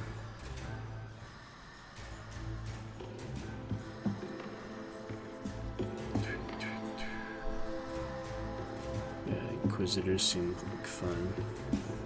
Definitely don't need the Oppressor, because 2 Necromancers is enough for now. I don't need to keep making Necromancers. Luminary Order, yeah. Oath Keepers are interesting, so... I don't know. Eventually, probably want to do one. For now, she is hardcore. She's got a pretty good amount of standard abilities. Vampiric Energy. Do that. Oh, yeah. That's also for the pistols, so... That's quite helpful. Can't do that yet. Generally in hardcore, I just don't remember what gives me that. It must be one of these. Yeah, disengaged from the Crimson Heart. Epic Metal. So I did do another one for Salaya, looks like. So second one on Salaya, even though I do like Bismail more typically. So oh yeah, Vanguard of the 3, so I'm actually further up than the other one. All the way up here at the Vanguard, right there. Don't worry. I'll be well aware of your every move. You need not come tell me yourself. That's Basilla, yeah, not Priscilla, Basilla. So that's the one patron you see on the loading screen for Bismail. Salile, the leader should be somewhere. So I hear you've done some excellent... Come see what's left of my a few things just selling her, nothing too much. In a few more minutes, yeah, this is the leader. Your presence here is only welcome out of necessity. If it were up to me... Why are you saying that? I'm in Salile. I don't understand. Anyway. Excuse me. Your fate was written upon the noose. Drieg are the craziest guys. So I haven't really gone above here. That's where I left off. Yeah, it's just the Slough Colt. I should do that one. With the thugs. What do you want me to do here? I'm trying to figure it out. Because yeah, I can't go any further north. That's where I need to go. Unless I meant to go out this way. It's kind of hard to tell, isn't it? I thought I was supposed to go out there. I usually go north, so... Well, it's technically east, but... It says, assist the Cult of Salile. How? Alright, Tomb Brothers fine, Anorex Brothers. Retrieve the Tome. So I actually went further than I was supposed to, I guess. Tome of Inatum, which is... probably lower. At the Temple of Osir. Hold on. Could go to the Devil's Crossing stuff, but that's where she's been working on. She's sitting here so far, so. Elementium, pretty cool. Shield. Polished components, standard mace. Yeah, the dual wield is a lot of fun too with the Gunslinger's jacket. That's where you get the Gunslinger, deadly with a gun.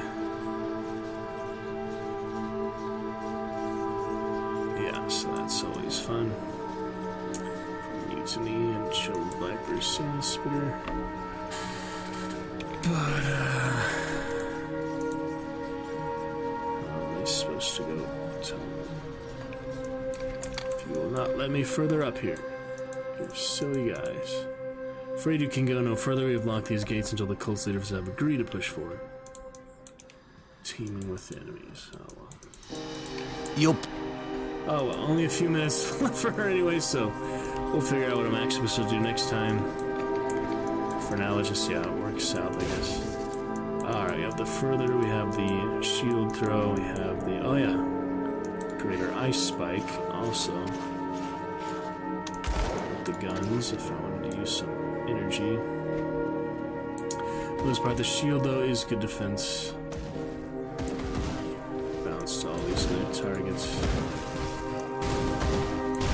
Lead hardcore, so I'm gonna get too ahead of myself with any of these enemies. Disengage, yeah, very helpful. Get the charge. It's fun to do range here as well. But that's a lot of acid blood you got there. Let's work our way through gradually. Get what we need. Yeah, shield throw really good. Yeah, I just remember being a fun dynamic character, having the dual wield. I don't remember what this does. Is this a passive? Yeah. There's a passive, okay. That just helps allies or discourages the enemy. It's an interesting little halo on the Oathkeeper. Brana. I hadn't explored this very much, so let's take a look. Page. Yeah, I don't want to leave too many of these around live and hardcore because then they can just gang up on you. And it doesn't do much good, so.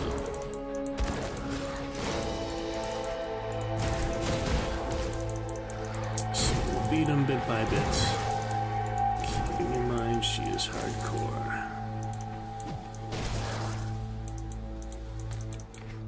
More fun, but of course, much higher stakes. Can't be dying every few minutes like I was on the Reaper on the bosses. Other various enemies that prove too much. Shall assist you. A little bit of melee. Pressure.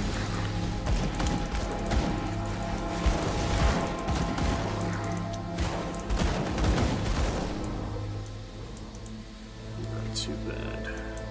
Don't burn up in the acid now. What are they doing? Can't save them from themselves, apparently. They like to be low health, maybe. Live dangerously.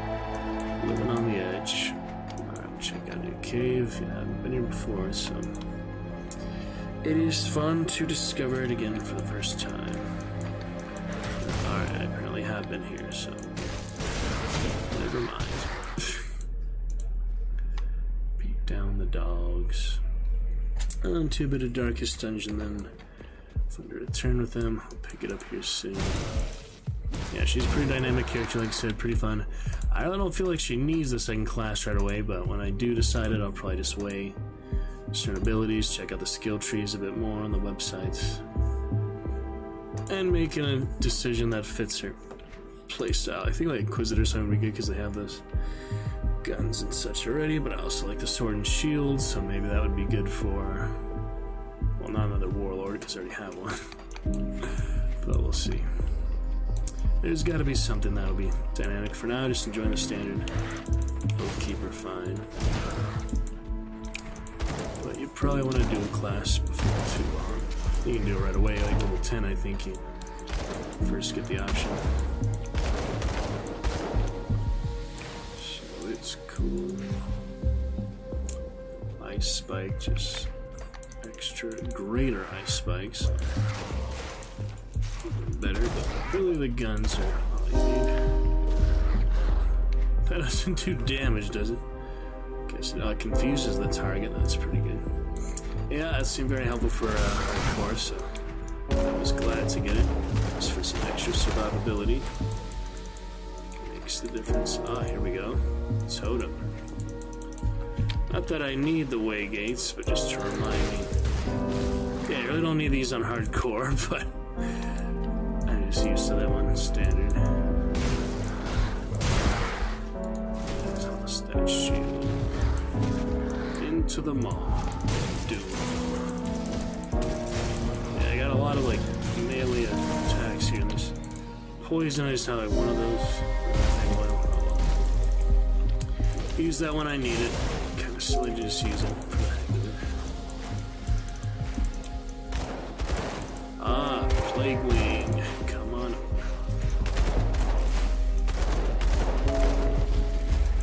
Alright. Good enough for him. 29, so she's getting up there. Do like that shield effect down. Quite beautiful. Alright, good enough for now, so just have the one back for her. And a new ring, that might be better. I think we will pick it up from there, though. Darkest Dungeon awaits for a little while. Been a couple months, so pick up right from there. Some fun characters, hardcore and otherwise. Yeah, just finding me a Crucible. We could make like Crucible character right now and just have them die in the Crucible, prove that they indeed die in the main game too, but I think I've already done that technically. A couple of these. Yeah, I believe I just was only playing Crucible. You get some really good early levels from it is the nice thing. if you don't want to just do the regular story, like level up, but if you die, you're dead for good, so it's a hard one to quit while you're ahead. Eventually going to delete these characters there, but it's okay. Where do you find Oathkeeper? Good times. Game guide takes you to the website, probably. Alright, not so bad so far. Good bit of fun here at the 2-hour mark. Some fun readings. They're fun today, despite being a bit tired and such. Forgot the fun rehearsal stuff here soon.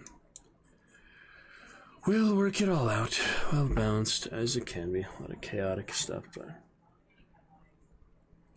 gonna be just fine. Darkest Dungeon awaits. Have not played for a good while. Let's get to at least one dungeon or so here. Yeah, having last played it January 3rd. It's a fun time to return. Okay then. Yeah, the second one coming out very soon. Let me remind myself just of that. When it does come out, just to let you know, Darkest Dungeon 2, oh boy.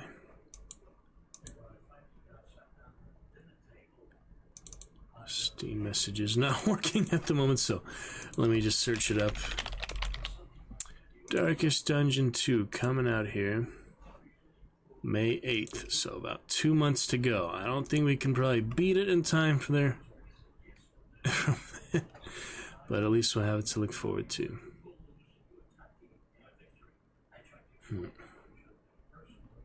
That's interesting. The wagon.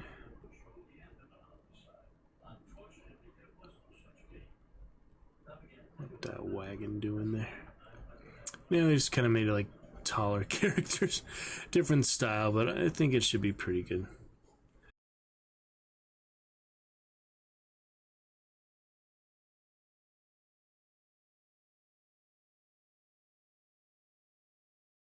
Too, so we can look forward to other cheer goals, but let's go ahead and get started with that for at least a little while here tonight.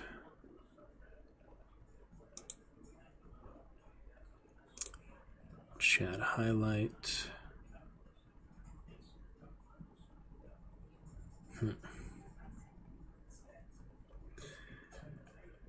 To minimize anything, shortcut is fine. Add a shortcut access highlight controls at the bottom of the chat. That's fine.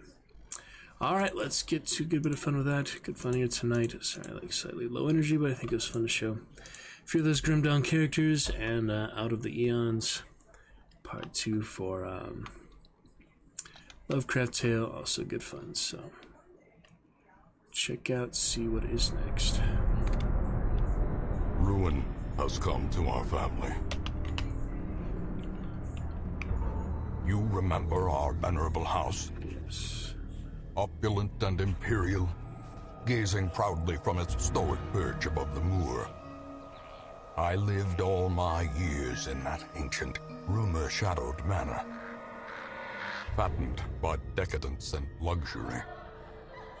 And yet I began to tire of conventional extravagance.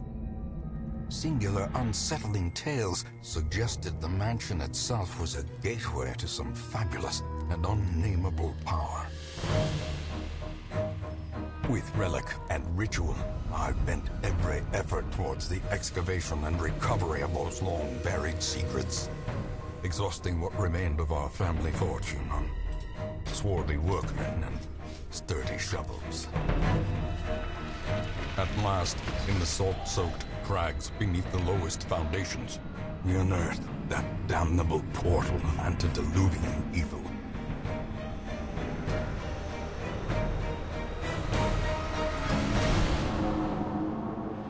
Our every step unsettled the ancient earth. But we were in a realm of death and madness. In the end, I alone fled laughing and wailing through those blackened arcades of antiquity. until consciousness failed me. You remember our venerable house, opulent and imperial. It is a festering abomination. I beg you, return home, claim your birthright, and deliver our family from the ravenous, clutching shadows of the darkest dungeon. Hadn't seen that in a while. Cinematics. Making the best of a bad situation, even here on standard difficulty. What a punishing time of it. Cannot imagine not being even radiant there. Why don't we do the Crimson Court at some point? Maybe we'll play one more here, and then we'll do the Crimson Court. I don't know. Just for the fun of it. Let's start a whole new roster. It's not like I've gotten really that far. Current roster in 50 hours. My goodness. 50 hours, almost 50 achievements. We definitely given it a fair shake so far. That's more than, most type games, but yeah, it's been fun. Maybe, characters after the chat and all, but it is a challenge. Let's take a look what we still have here. What is that tip jar doing? Okay, here we go. Can you feel it? The walls between the sane world and that unplumbed dimension of delirium are tenuously thin here. Favelot, Champion Moog, 19 months. Marshmallow indeed, the leper, I was right. Reminiscence there. Elsa, Candy, Alucard, Lupus, Silverback, as well as Willy, Grim, and Ship. All named characters in the game. Some of them have died. Honorable mention to a few of them here, such as... oh boy. Such as Favelot earlier. Willy earlier. Phoenix, Cyanide, Zhugli, and Stink, my original character from my second play. Jester in the play as well. Do have some room if we did want to recruit. She's level 1, might be worth recruiting. That's because she's a cut above, literally Seeker. Whereas she's at least an apprentice. Hellions, yeah, I got a few so far. Barbaric rage and unrelenting savagery make for a powerful ally. No current events look like. I did have, I just want to double check because Performance Hall, and also at the Cartographer's Camp, Torchlight more beneficial, and the Jester improved. That's really all I have for these so far. Try to get the blueprints first of all, and the right amount of resources, heirlooms. Yeah, I guess I don't even have the next blueprint yet, so if we get out in time. The inventory issues are really challenging for me. I have plenty of relics for now. If I start that new safe house in for the Crimson Court, just to be even more punishing, we'll see. Don't know if people are in treatment right now or not. I don't think there's too much more to upgrade for actual gear. Oh, there's some though. What do we need here? Use what she actually has would be helpful, guys. Nice if it told you what she has. She's got the book, healing, and light, so fine, I'll spend some money on that. Get some ones for Moog.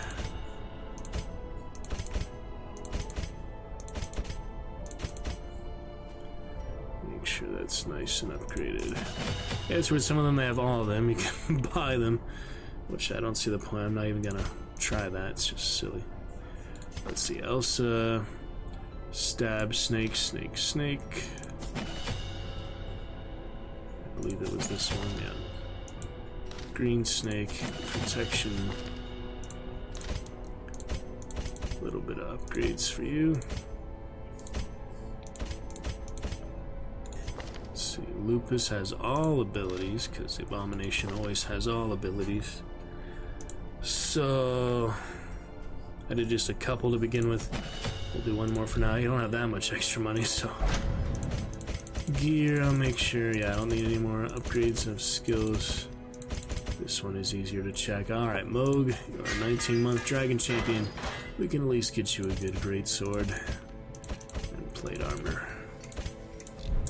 Alright, we'll have 10,000 extra. Plenty of relics if I do run out of money. But inventory is really challenging to get these actual heirlooms. Let's take a look what we have for now. I guess that's just the other church tavern thing for now. Yeah, last time I died again to the Necromancer because he is way tougher than you think.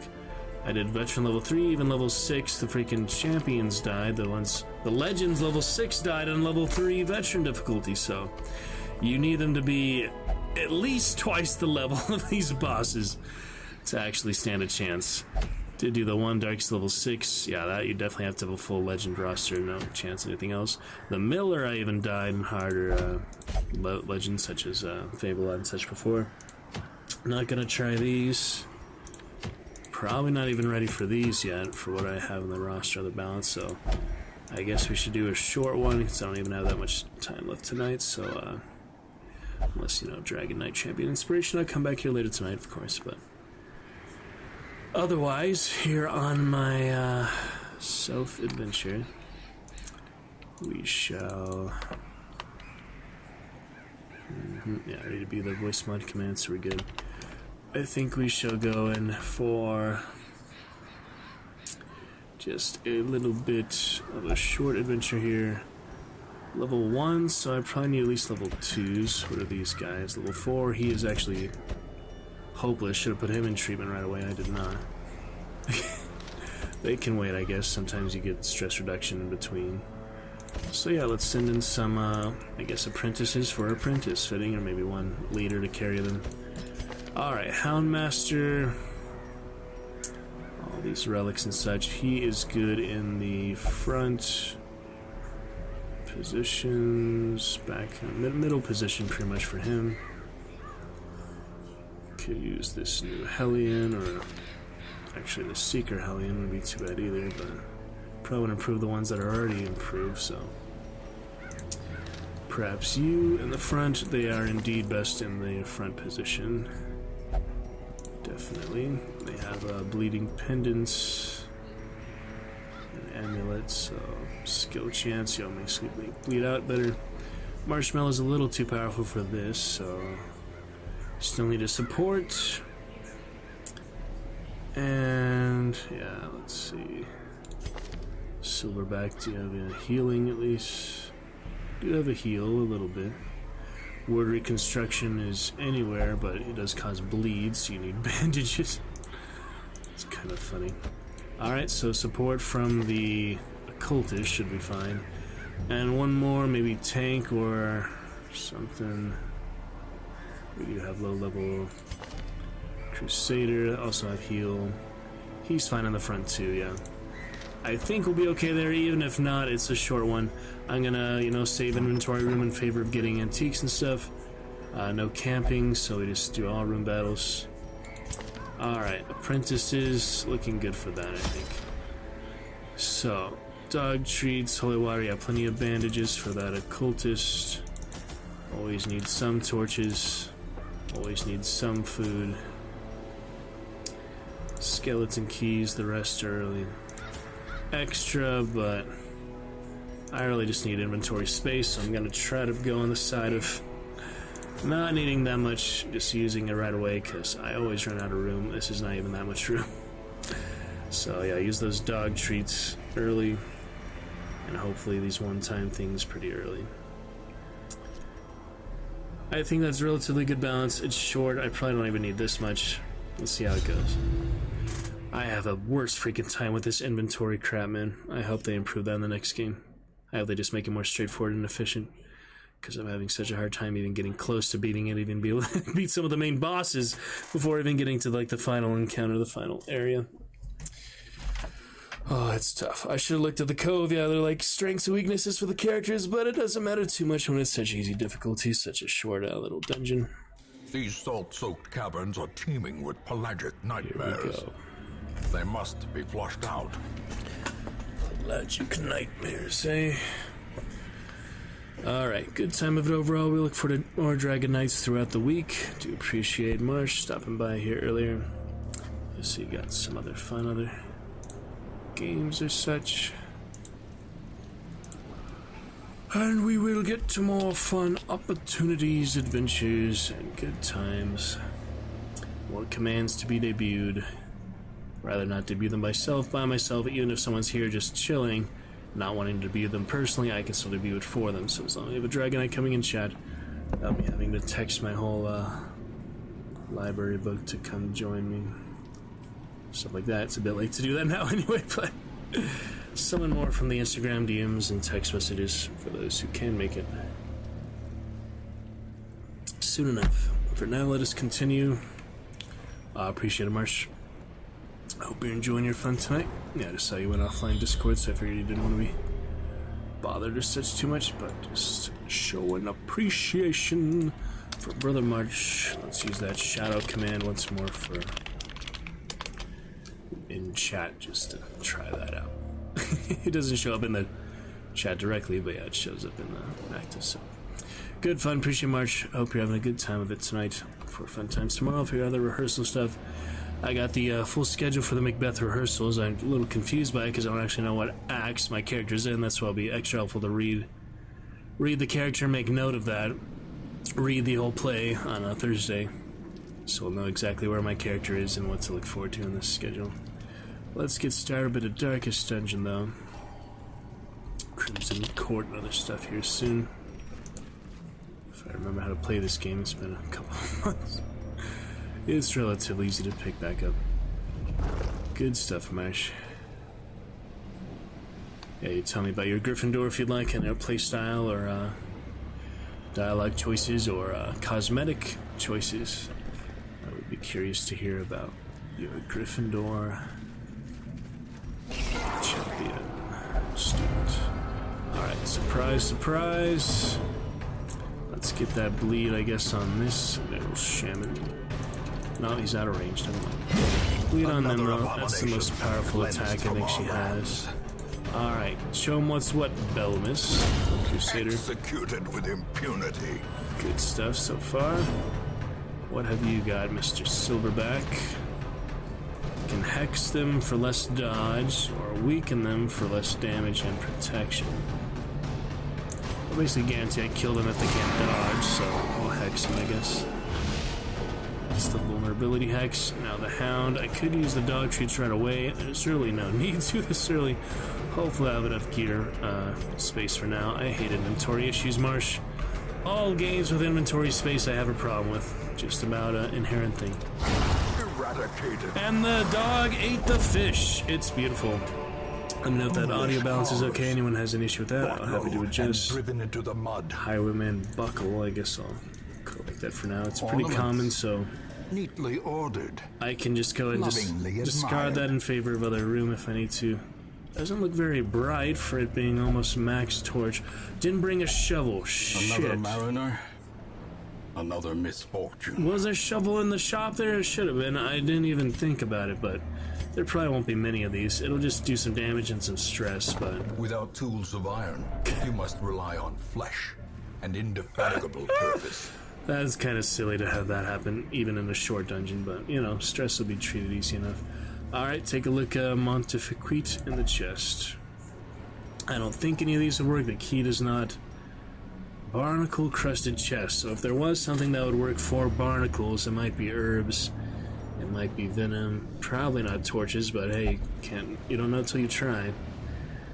Huh. Barnacle-crusted... a treasure chest blanketed in barnacles. You think herbs or anti-venom would do anything to that? I don't think bandages would. Maybe bandages would cover their hands. It's worth a try for a lot of these. Nope. Alright, that's probably enough wasted things for now. Still booty inside. Some of them you don't need anything, but some of them do have supplies, more powerful extra rewards and such, so that is good fun. Crouching Tiger, Hidden Dragon March. What did you think of the Oscars March? You living in LA? Did you see some fun atmosphere environment for that? Did you have any movies you disagreed with or agreed with? Or any actors you were excited with for awards? love to hear your perspective on that as well, since you are closer to the action there. Montificate and the Fishman. Pelagic groupers. Not my kind of groupers. Let's show them what's what with the bleed. Obliterated. Alliteration. Nice to have the subtitles. Yeah, I had those off originally. Turn them on. I think it's a tad bit more better dynamic. Oh, I'll stab my silverback. Didn't watch the awards. We probably heard of them, like some of the results, right? It's just funny to me, especially Marsh, that Harrison Ford has never won an Oscar. He was nominated for The Witness back then. Never won an Oscar, but then Shorty comes back, The Goonies and Indiana Jones, and I watched the Hollywood Round Table and stuff, them talking about it. He said, like, 40 years, Hollywood wouldn't cast him and stuff, and then he actually gets the award for supporting actor and Everything Everywhere All at Once. So it just kind of amazes me, like, how many movies Harrison Ford and such has done, and it ends up him being the Oscar. I mean, not that it really means much, it's just an award, but it's just interesting, the dynamics. A lot of people you would expect to have an Oscar don't, It's interesting. I think I was in Venice Beach once. I actually saw a guy's house just walking on the canals. Yeah, like Oscars on their living room or something. Seemed like it. Alright, let's go ahead and use some dog treats so it can be nice and tasty. We could mark them too, but not really necessary right away. Why don't we just eat them? Let's see how the eating does. Quantity doesn't mean quality. That is true much. Eat that little guy there. Do I have any base damage on him? Not really. Yeah, me either. Not yet. I heard from a neighbor they started watching like 45 minutes and they just could not watch anymore. They said they had like come back to a different state of mind or something. It's, well, yeah, the stranger type of interpretations, but it seems interesting. Should watch at some point. It was highly praised. Do you want to see the whale? Yeah, the whale definitely be an inspirational one for sure. I want to see all those performances too. I mean, I usually don't get to watch too many of the movies that are nominated, but eventually. Didn't see stuff like The Artist or Roma. I saw La La Land a few months ago. That was the one that fakely won the Oscar. You remember that? That was funny. Alright, debuff, I guess. That's the weakening curse and the hack. They're basically the same thing. Alright, he's bleeding. I probably don't need to. He has less protection, so he'll probably die, but I don't have actually anything to kill him directly, so I guess I'll just have to finish him off after all. Confidence surges as the enemy crumbles. Good enough. We'll get your leper in here tonight if you like, Marsh. He is still in the roster. I'm thinking do the Crimson Cord next time we play before release comes out. Probably don't need to do the Butcher Circus PvP anymore, much as I enjoy PvP games.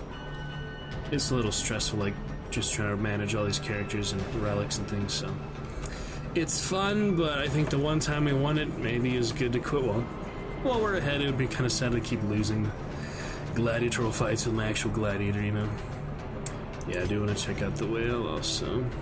Speaking of fish, let's hex that one. Did you see Avatar 2? I saw that 3D. That was quite the experience. I saw the first one less 10 years ago, so it's nostalgia, and I just feel like kind of life-changing to see it. 3 hours in 3D. It was a good time. Here we go. Press this advantage. Give them no quarter. Alright. All the way. That's a far-ranging Iron Swan, so that is nice. Let's hit them all the way past all these bodies ahead of them. Really nothing else they can earn, so I might as well top up their health at this point. The Houndmaster, I suppose. Yeah, she gets the debuff from her own abilities, so it is what it is. I'd rather him have less attack, so yeah, damage. The ground I'll just do a little damage too. Less damage for him, more damage for us, and I need to mark them. Just eat them. Take a bite, doggy. Oh, Book of Holiness. That's kind of cool. And already I am out of freaking room. So let's use those 2 torches. In with the crests. May we find victory. I can live without the 250 gold, but it's kind of silly to not take it at this point. So I'll top off on food, save the rest for actually eating. Take a look at the giant clam. Rock lobster. You can leave at any point. That would save the actual dungeon. That is nice. You can also abandon it, which will sever stress. So if I did have to leave off before actually finishing the dungeon, I can just leave off in the middle of it. That is a nice feature. I believe that's how that works. Alright, the giant oyster. Let me experiment here a little bit with things I can afford. Probably not the dog treat. That'd be interesting, but unless it's directly dog related, I don't think that would work. Based on my knowledge so far. Herbs, probably not necessary. These ones prevent maladies, so I'd rather... yeah, eliminate the combat debuff. Alright, let's see what's in the oyster. Someone has already cleaned it, so there was nothing anyway. Probably wouldn't have made anything else. Could be 100% a room battle, so I do have to go to this one. Go to the battle on the way. We'll get to the trap, another curio in due time. Plenty of groupers here. Not many of the mages, which I guess is good because they're just standard soldiers, basically. Have a bleed. Yeah, she has some good buffs on those relics. So. Okay, don't need the heal. I can do less damage at this point. Damage mod minus 90%. That's a big difference. How does this actually work? I'm trying to see. So, yeah, negative 16 dodge. Okay. I don't actually know what the things mean sometimes, apparently. That's alright. Let's mark him, I guess. Alright, finish him off. Almost. Almost.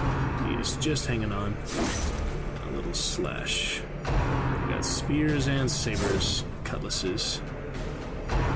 Interesting for the pirates. Oh dear, oh dear. Yeah, I'll finish him off. As the fiend falls, a faint hope blossoms. Doing fine on health so far. I'm gonna use those dog treats now. I don't really know. Rationing, I just don't have much room anyway. Alright, it is Mark, so kill him. Nice. That was worth it, I think, because you just not do as much damage otherwise. Can't hit them, so now is a good time to heal. Heal himself, I guess. We're at 21, 25, 32 of 40. So a little extra for the battle standard, whatever. Don't have Iron Swan for her. The Yop, yeah, Yop is always fun. That's actual mode for the game. I do have that. Yeah, the Steam chat is broken tonight, looks like.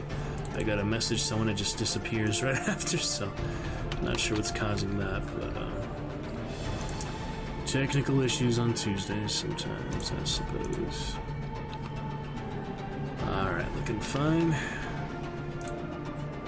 On we go to a bit of... yeah, let me try to read it. It says damage mod, you do less damage, then crit mod is more. So this one does more damage, but the debuff is less damage protection. This one is just dodge. And it marks him. Oh yeah, the marking is good in itself. I didn't realize this marks him, so that is actually helpful for the Houndmaster. So Houndmaster and Occultist, not a bad pair at all. Not a bad pairing combination. Really got him, just a little death throws, he'll do a little last minute damage. Ouchies. Get some healing. Yeah, yelling at the corpses didn't do very much. Not so much. You gotta think of things practically sometimes. Continue the onslaught. Destroy. Sometimes on a Tuesday, Mr. Marsh brother, another day in the roost. Wishing you well. Oh, look at that nice dog as he walks. Alright, didn't need anything too bad so far. Let's grab the torch. Dead fish, that would be good for the herbs, I am sure. Stuffed sea creature, lost ashore. We get food from this or something. Wealth beyond measure. A lot of rubies, and my herbs back. The brave and the foolhardy alike. That's nice, yeah. Get the torch. A room for the herbs, so... there's the glowing book, makes it tempting to use, but that's just for death blow and less stress. That could be useful. Oh, someone doesn't even have it, so yeah. Less stress and death blow. Oh, so it actually decreases the chance they'll survive a death blow. Well, he's tanky anyway. It's probably one of the better ones. You can switch it off at the last second, so that's always an option. Alright, good bounce for that for now. Where to next says pontificate, and on to the room battle, yeah. And yeah, extra benefits from Torchlight from that calligraphy camp or whatever. That is quite helpful. Get a big surprise, extra loot, dodge, scouting, player crits. They didn't get surprised despite it being like plus 4 or 5 friggin' plus marks, but that's alright. Let's get a mark here on, yeah, probably the shaman. Most skilled among these enemies. My tasty fishman. Yeah, so the characters in this version of the art is pretty like standard stature. The next one they seem like twice as tall or something.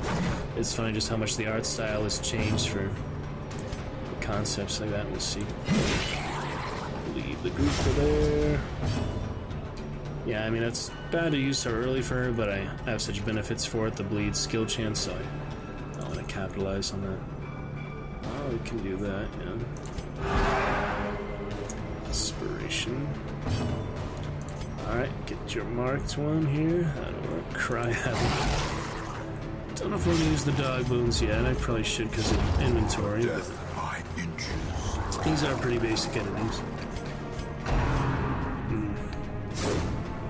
Let's see how if it. Yeah, I don't need to use them for these two, but get there. Is that stun? Yep, I had a feeling. Alright, another mark, I suppose. That skull candle, kind of funny. Eat him up, boy. Oh, miss. Let's get a. I don't have the stun on him, that's right, but I do have the double damage for somewhat. Alright, recover from the stun. And a slash. Probably want to do some of this at this point. 0 to 15. Yeah, I could use some. That will bleed him, but that's what I brought the bandages for. Oh wait, is it a chance it bleeds?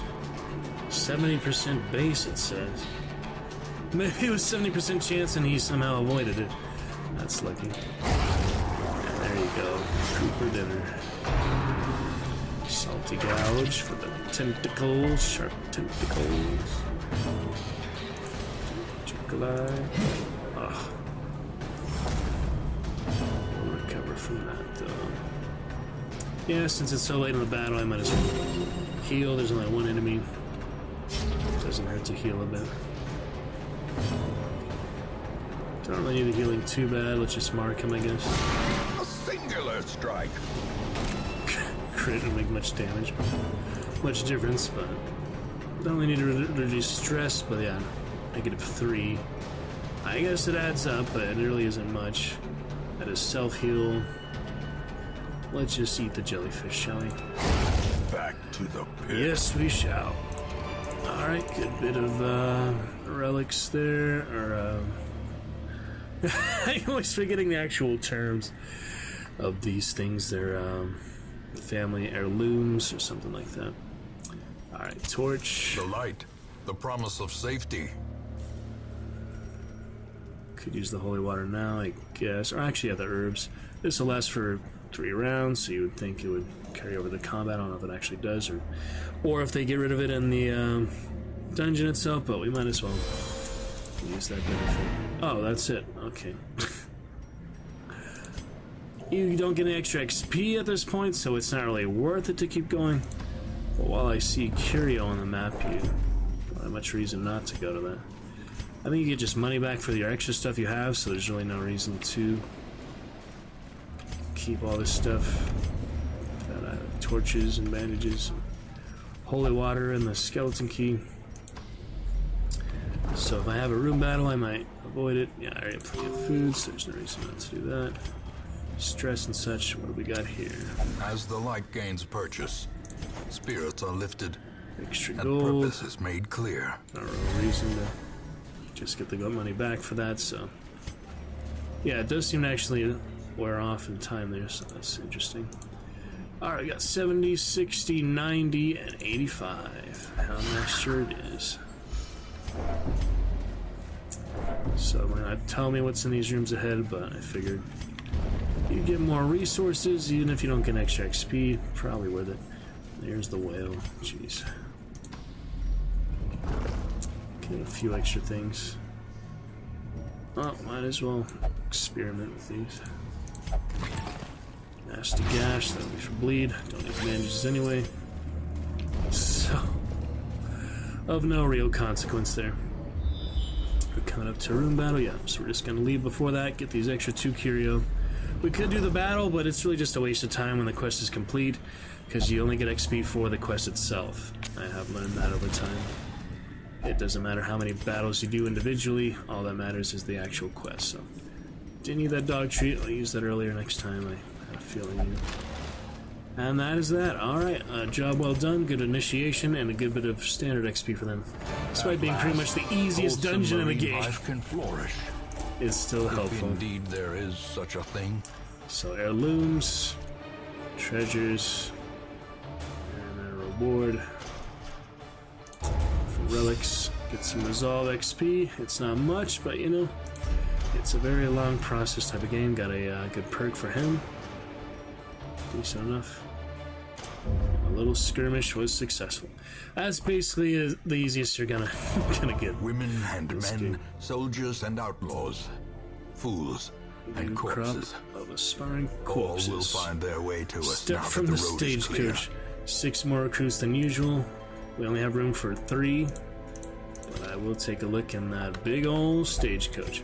Yeah, you can see the hear ye events from that. Let's have a look. All these heroes.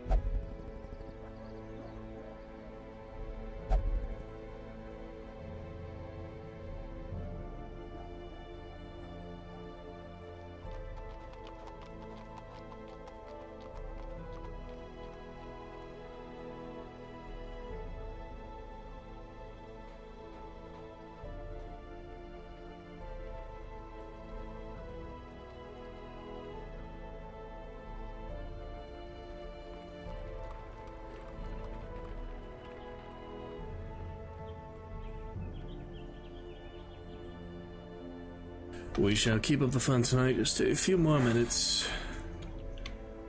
Yeah, I'm at least gonna get those level 1s. I mean, you might be able to get more, but I think you need to upgrade the stagecoach to get actual higher levels. Up in here. Let's see. Where was that other Houndmaster? I just came back. He looks different because he's a blonde. warman and his faithful beast. Oh, a bond forged by battle and bloodshed. So, increased number of heroes. Level 2 will sometimes appear. Now that's guaranteed, but save the heirlooms, I guess.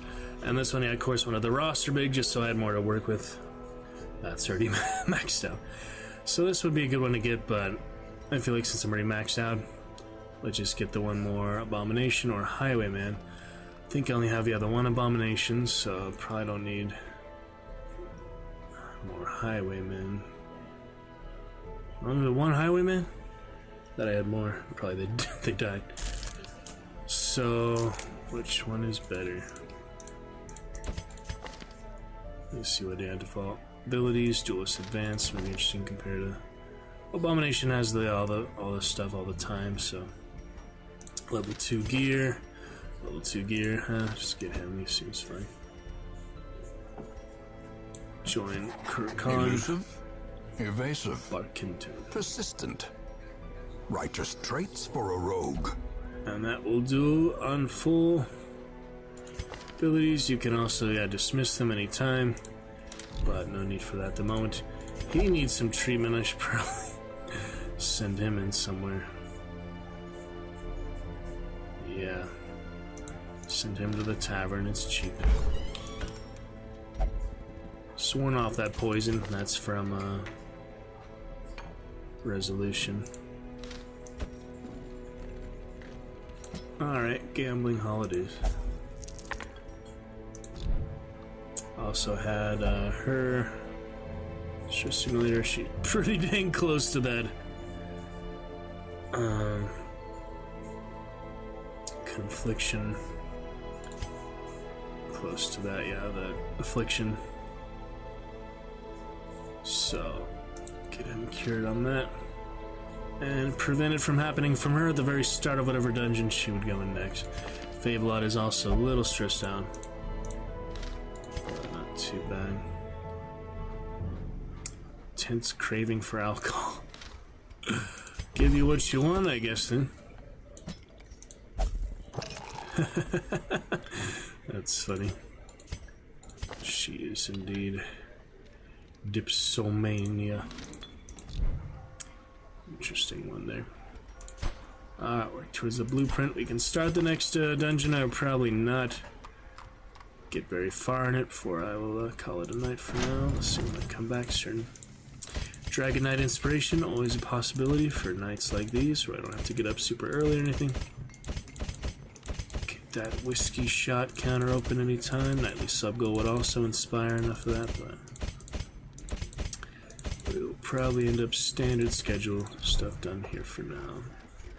After we start a little bit of the dungeon, Butcher's Circus. The campaign can wait, he said. Nah, I'd rather do the campaign. Alright, Cove is making progress. The last one was the Cove.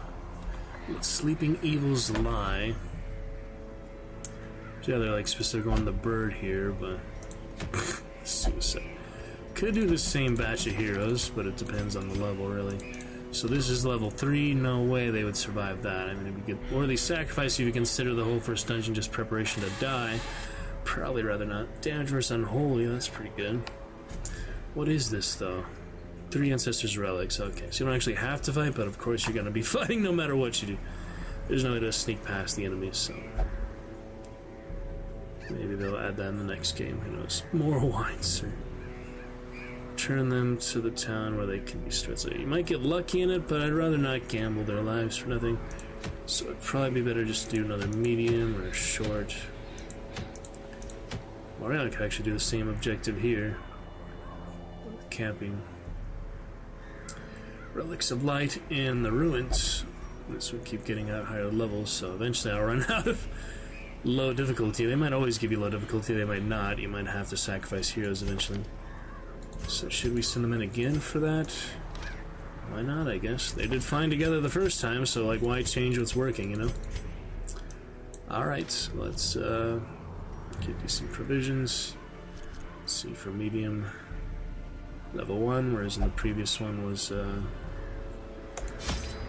also level 1.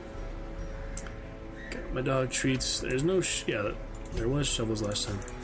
Make sure this one medium, so I like to have extra provisions. Plenty of bandages. A couple other things. Oh yeah, torches probably good to have. Latinum, not really the best. It only works for very specific instances of stress curses. Soothing tincture to renew one's mind against the hurt. It doesn't work all the time. It's not like a specific stress spell on them for cultists, which we'll probably run into in the ruins, but my experience, it's not really worth taking at this stage of the game. We'll see. Probably too much gear, but rather too much than not enough, even though I'm going to run out of stuff scouting. 50% base. They all have relics of some kind. And yeah, a lot of things you could switch out the relics when that negative effect occurs, but it's kind of hard to remember all that. So, like, yeah, the artwork for all those coins, septums and contracts and crazy stagecoach and provisions. Same guy apparently. Oh yeah. Just gotta turn the fan off after just saying something really briefly earlier, a few seconds. Then I forgot and kept it on. That happens. Ruin bear all the signs of your ancestors' frenzied digging. There is power in symbols. Collect the scattered scraps of faith and give comfort to the masses. I will try. First we have a trap. Hounds of Baskerville. Best. Oh, 90%. That's still the best chance I was gonna get. Well, that's unfortunate. Hellion for the box. Yeah, a lot of these heroes you cannot get too attached to. They're gonna die no matter what you do. It is tough. Oh, there they are. Surprise, at least. Don't have to do that. Just bleed right away every time, so I'll try some of things. Double stun, pretty good. And we should do some markage. Yeah, there's the Acolyte, actually more interesting. Most of these guys. Defender, get 2. Hero damage. So how much damage I'll do to them.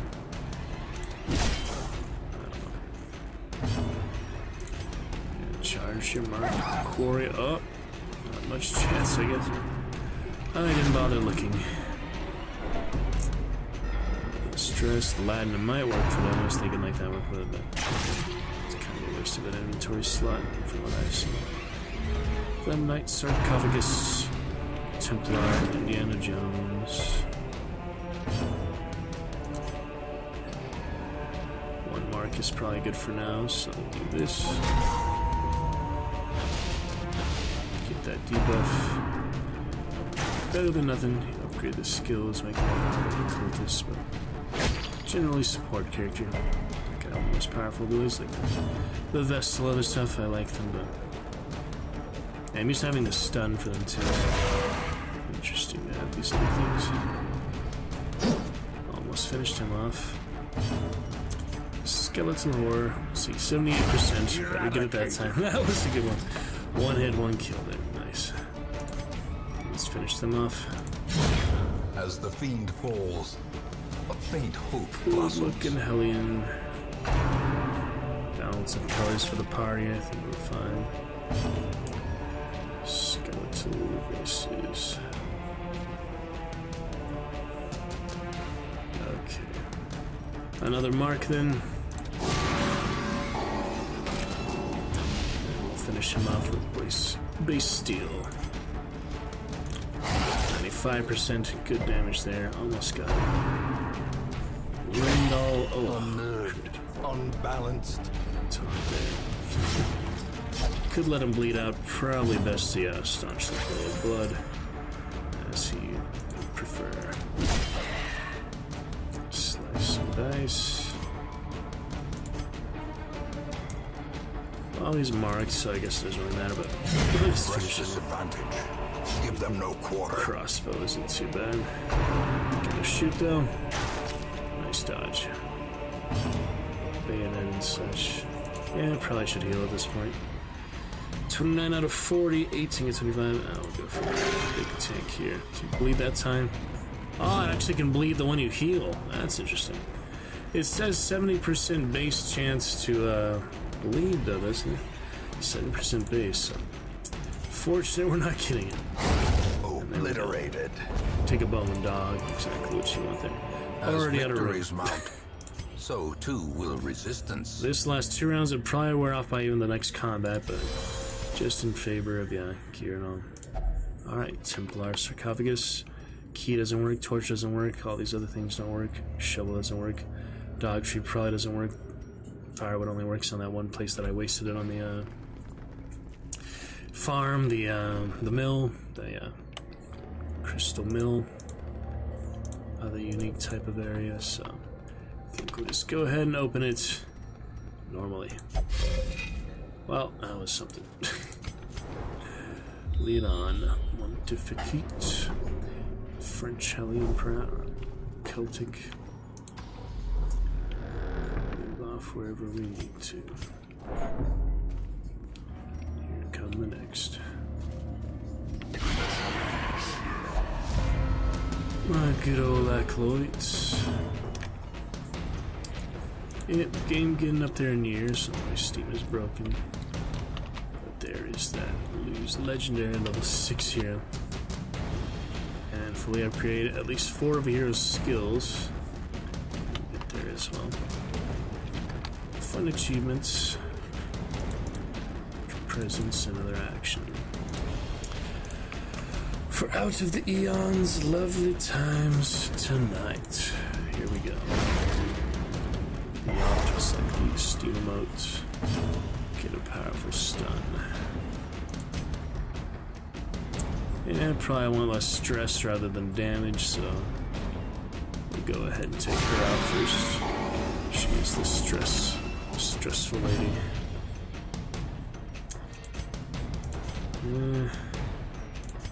Alright, that's fine. That's actually solid damage, yeah. Alright, eat her up, boy. Destroyed. Oh, yes. The bite's more powerful than his bite. Rolling, interesting bone, hand claws. Always interesting weapons. Alright, bleed him out. Confidence surges as the enemy crumbles. That will do the trick. Could heal now, I guess. Top him off. Gonna get that pumps. The limbs obey. bleed eventually, but it's nice, yeah, to not be getting it. Alright, we're fine for all this, I think. Stress isn't too bad. Finish him off. Smite the evil foe down. Destroy. I can live without the bleed stone. That is very basic. Jade and hurt, but I guess that's such a little amount of gold it wouldn't matter too much this one. Gotta use those dog treats early this time. I'll try to remember. I just don't really think of them because it's very character specific. Check the library if you would. Crusader, don't burn the library. Dog treats work. Irrepressible for a 5 virtue chance. Every little bit helps. That will do the trick. You know, export tonight. I got a previous date tomorrow, so I'm going to get those exports out. It would be great. Absolutely fine. Right to that Lovecraft playlist. Make the thumbnail upon completion, but we're getting there. 90%. Can you do it this time? There you go. Well done.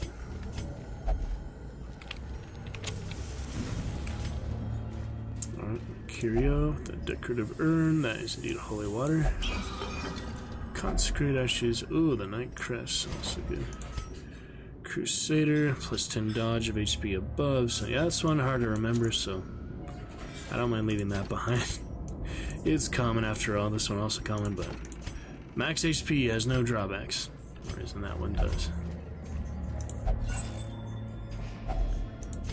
Lead the way, defeat Belmis will be your right hand, second in command. Harder in the dark, yeah. I would expect so. Okay. Get in there. Trudging on. Yeah, this is the type of game you can play for just days at a time and still have quite the challenging experience with. There's only so many things you have a good advantage. It's challenging, it's fun, even on Radiant, most lowest difficulty. It's still a tough time. There's really no way I can make the game easier. Maybe mods or something, but I'd rather play vanilla the way it's meant to be played. Quest warnings.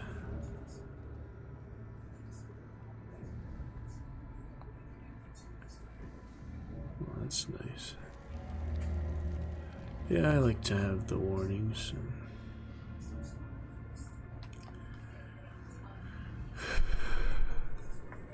Oh, gameplay settings doesn't tend to be played. You can turn off corpses altogether. Take too long to kill them. Oh. Combat delay, yeah. Even after being healed. Retreats can fail. Max damage or multiply base damage. Just the frequency. Never again. Other heroes have completed Darkest Dungeon quests may re-enter that dungeon. Strict may not enter permissive manager, but will be stressed out. Huh. So they only do the Darkest Dungeon once for that whole hero. If you turn that off, you can adjust these, but then it would... I don't think it would affect the achievements. It's technically not cheating, but so there's ways to make it easier, but it still messes with the experience the way it's intended to be played, so I feel like that's short-changing the way it actually is meant to be played, you know. Even the cold stone seems bent on preventing I mean, it's hard, passage. but a lot of these things are there for a reason. It's like designed to be that way. I don't know. I have to ask someone else's opinion, perspective on that, because me, I don't really feel like you need to do that. Just a way to like cut corners. Oh, the secret door. That's always lovely to find. Isn't it good? I did bring some skeleton keys. Here we go. Export later. Protection stone. Nobody needs any extra gear. Oh, that's why he's so good at traps. I go trade those. Does the hound have bleed skill? Yeah, he does. Okay.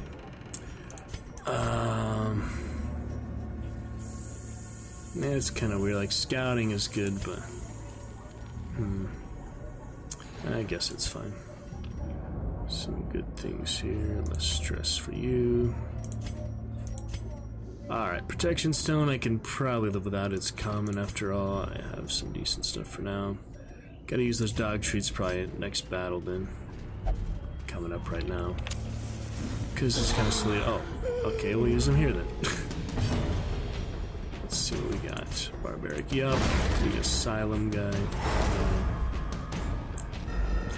Lately in hunt, but I'll get some eventually. Other hunter roster on the Y. Cause diseases, I think. Alright, let's mark up our Madman is the most stressful one, so I'm just gonna get rid of him. Oh, he dodged. How about this? Another dodge. Crossbow bolt. Steve. What do we need? Oh yeah, dog treat. That gives him a solid 3-round damage and accuracy. That's worth it. Stun resist. Let me finish him off. Back to the pit. Probably bleed him out. Yeah, there's the tentacles of stress. Latinum works for that, I think. You have a little skull icon that's just stress over time. Alright, let's get you a self-heal.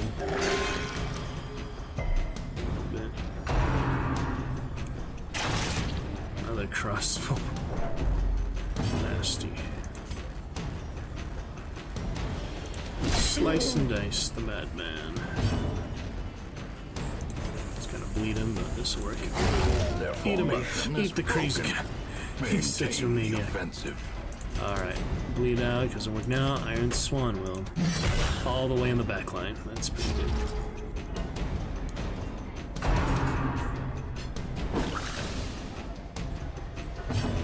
Come on.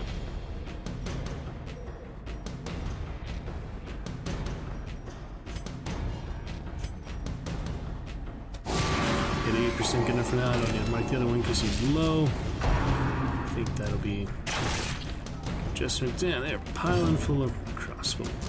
Do this for a change. Oh, the dog. That's nice. Yeah, it's really sad when the dog dies after all. Alright, another Iron Swan, I suppose. I guess I can have that option.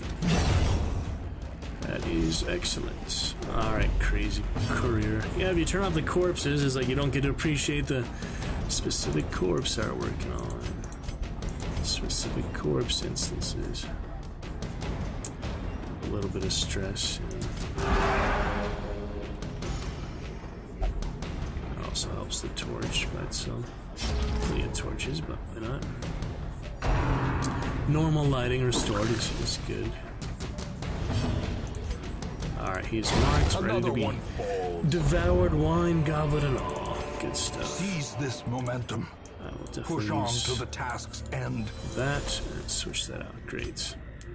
I'll seize the momentum where I can. My good man. On we go. Oh yeah, Marsha did pop back in the chat. Appreciate it. Let's debut here for you.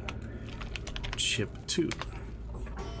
Shift the glasses, crack the plates. That's what Bilbo Baggins hates. That's what Bilbo Baggins hates. So carefully, carefully with the plates. Blunt the knives and bend the forks. Smash the bottles, burn the corks. That's what Bilbo Baggins hates. So carefully, carefully with the plates. And the puzzling trapezohedron. That is the best artifact in the game. I will gladly take some room for that. The way is lit. The path is clear. Torches. We require only the strength to dog follow bone. Could do the extra key. I might not need the firewood, but it's kind of silly to not go to camp, you know? I actually had pretty low on health and such. So let me keep the firewood. I might get away with using another key. Should I just use extra health for now? I don't know. Extra food for now. Don't want to switch out the emeralds. Don't want to... Well, that's actually only one portrait, so I guess that's the best. That's only one portrait. I can't live without that. Alright, we maxed out torch. Good deal. That is it for the secret room, which is a nice extra bit there. That is it for that. There's no reason to go back, I'm pretty sure. On to Curio. A map inside. Take a look ahead. That is the 1977 Hobbit cartoon. Marsh grew up watching that 20 years ago a lot, and it came out in the 70s, but I still grew up watching in the early 2000s or the late 90s. And it's a lovely time, and I've been basically falling to sleep to it every night. It's just one of my favorite nostalgia. I just rediscovered it recently, so it's great to come back to it, and a lot of the newest Commands Champion 2 are from that, so... Adventure 1 was debuted for us last night by Pearl's IRL friend. You debuted Food last night too, the Harry Potter fun. We have the Riddles, also from the movie. You're enjoying the first one there. Whip is from the Lord of the Rings 70s one. And Goblin, if you want to hear Goblin or Birds tonight, that is also good. Goblin songs. Shift the glasses, crack the plates. That's what Bilbo Baggins hates. That's what Bilbo Baggins hates. So carefully, carefully with the plates. Blunt the knives and bend the forks. Smash the bottles, burn the corks. That's what Bilbo Baggins hates. Camp after this battle looks like. Carefully with the plates. Here we go.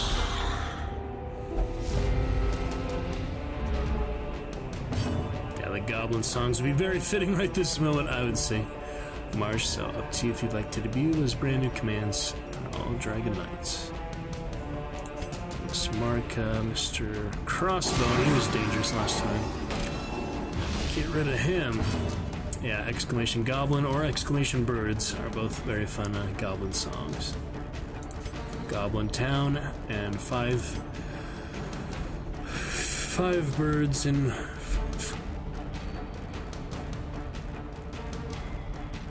It's 15 birds in 4 fir trees. It's a great time. It's a great fun. Adventure was really lovely last night too. I made a highlight app actually stream. I did highlight that tonight, so that'll hopefully be done by now. Export, yeah. Export laters. Great fun. All these lovely new commands. Zealous accusation for these bone men here. No need to bleed them. I'll just finish him off. One of these off. 1 HP on that guy. His time will come. For now, let's eat a crossbow thrower. Yes! Decimated. Glorious. Absolutely glorious.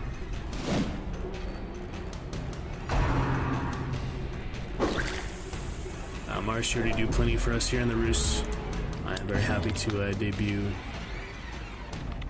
Goblin Town for you. Thank you, brother.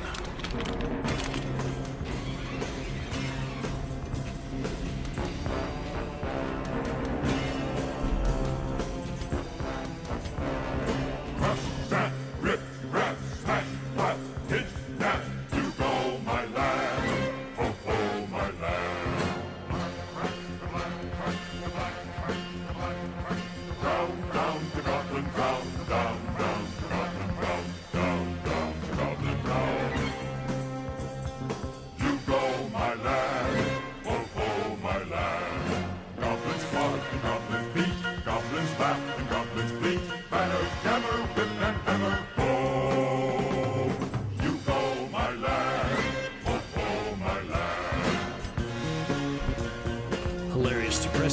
escape to go to the menu again to unmute it does discard the current loot inventory. That's fine.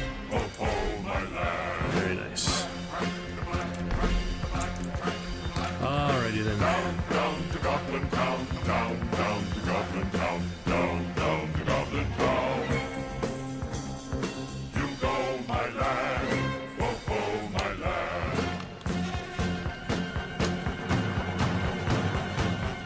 Make a march coming by for a good bit of fun tonight. We will pick it up tomorrow. Some Thursday adventures. Wednesday adventures. Wondrous Wednesday. Likely tomorrow. Some GTA or such to start. We will see. Until then, have a great night. Catch you soon. Gonna be great. Good fun. 3 hours tonight. Not too long, but a good amount. Gonna take care of those exports. Check the highlight. Other good fun to come. Till then, take care. And see you very soon. Night for now.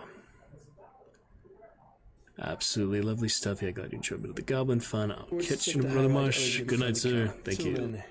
Take care, and see you very soon.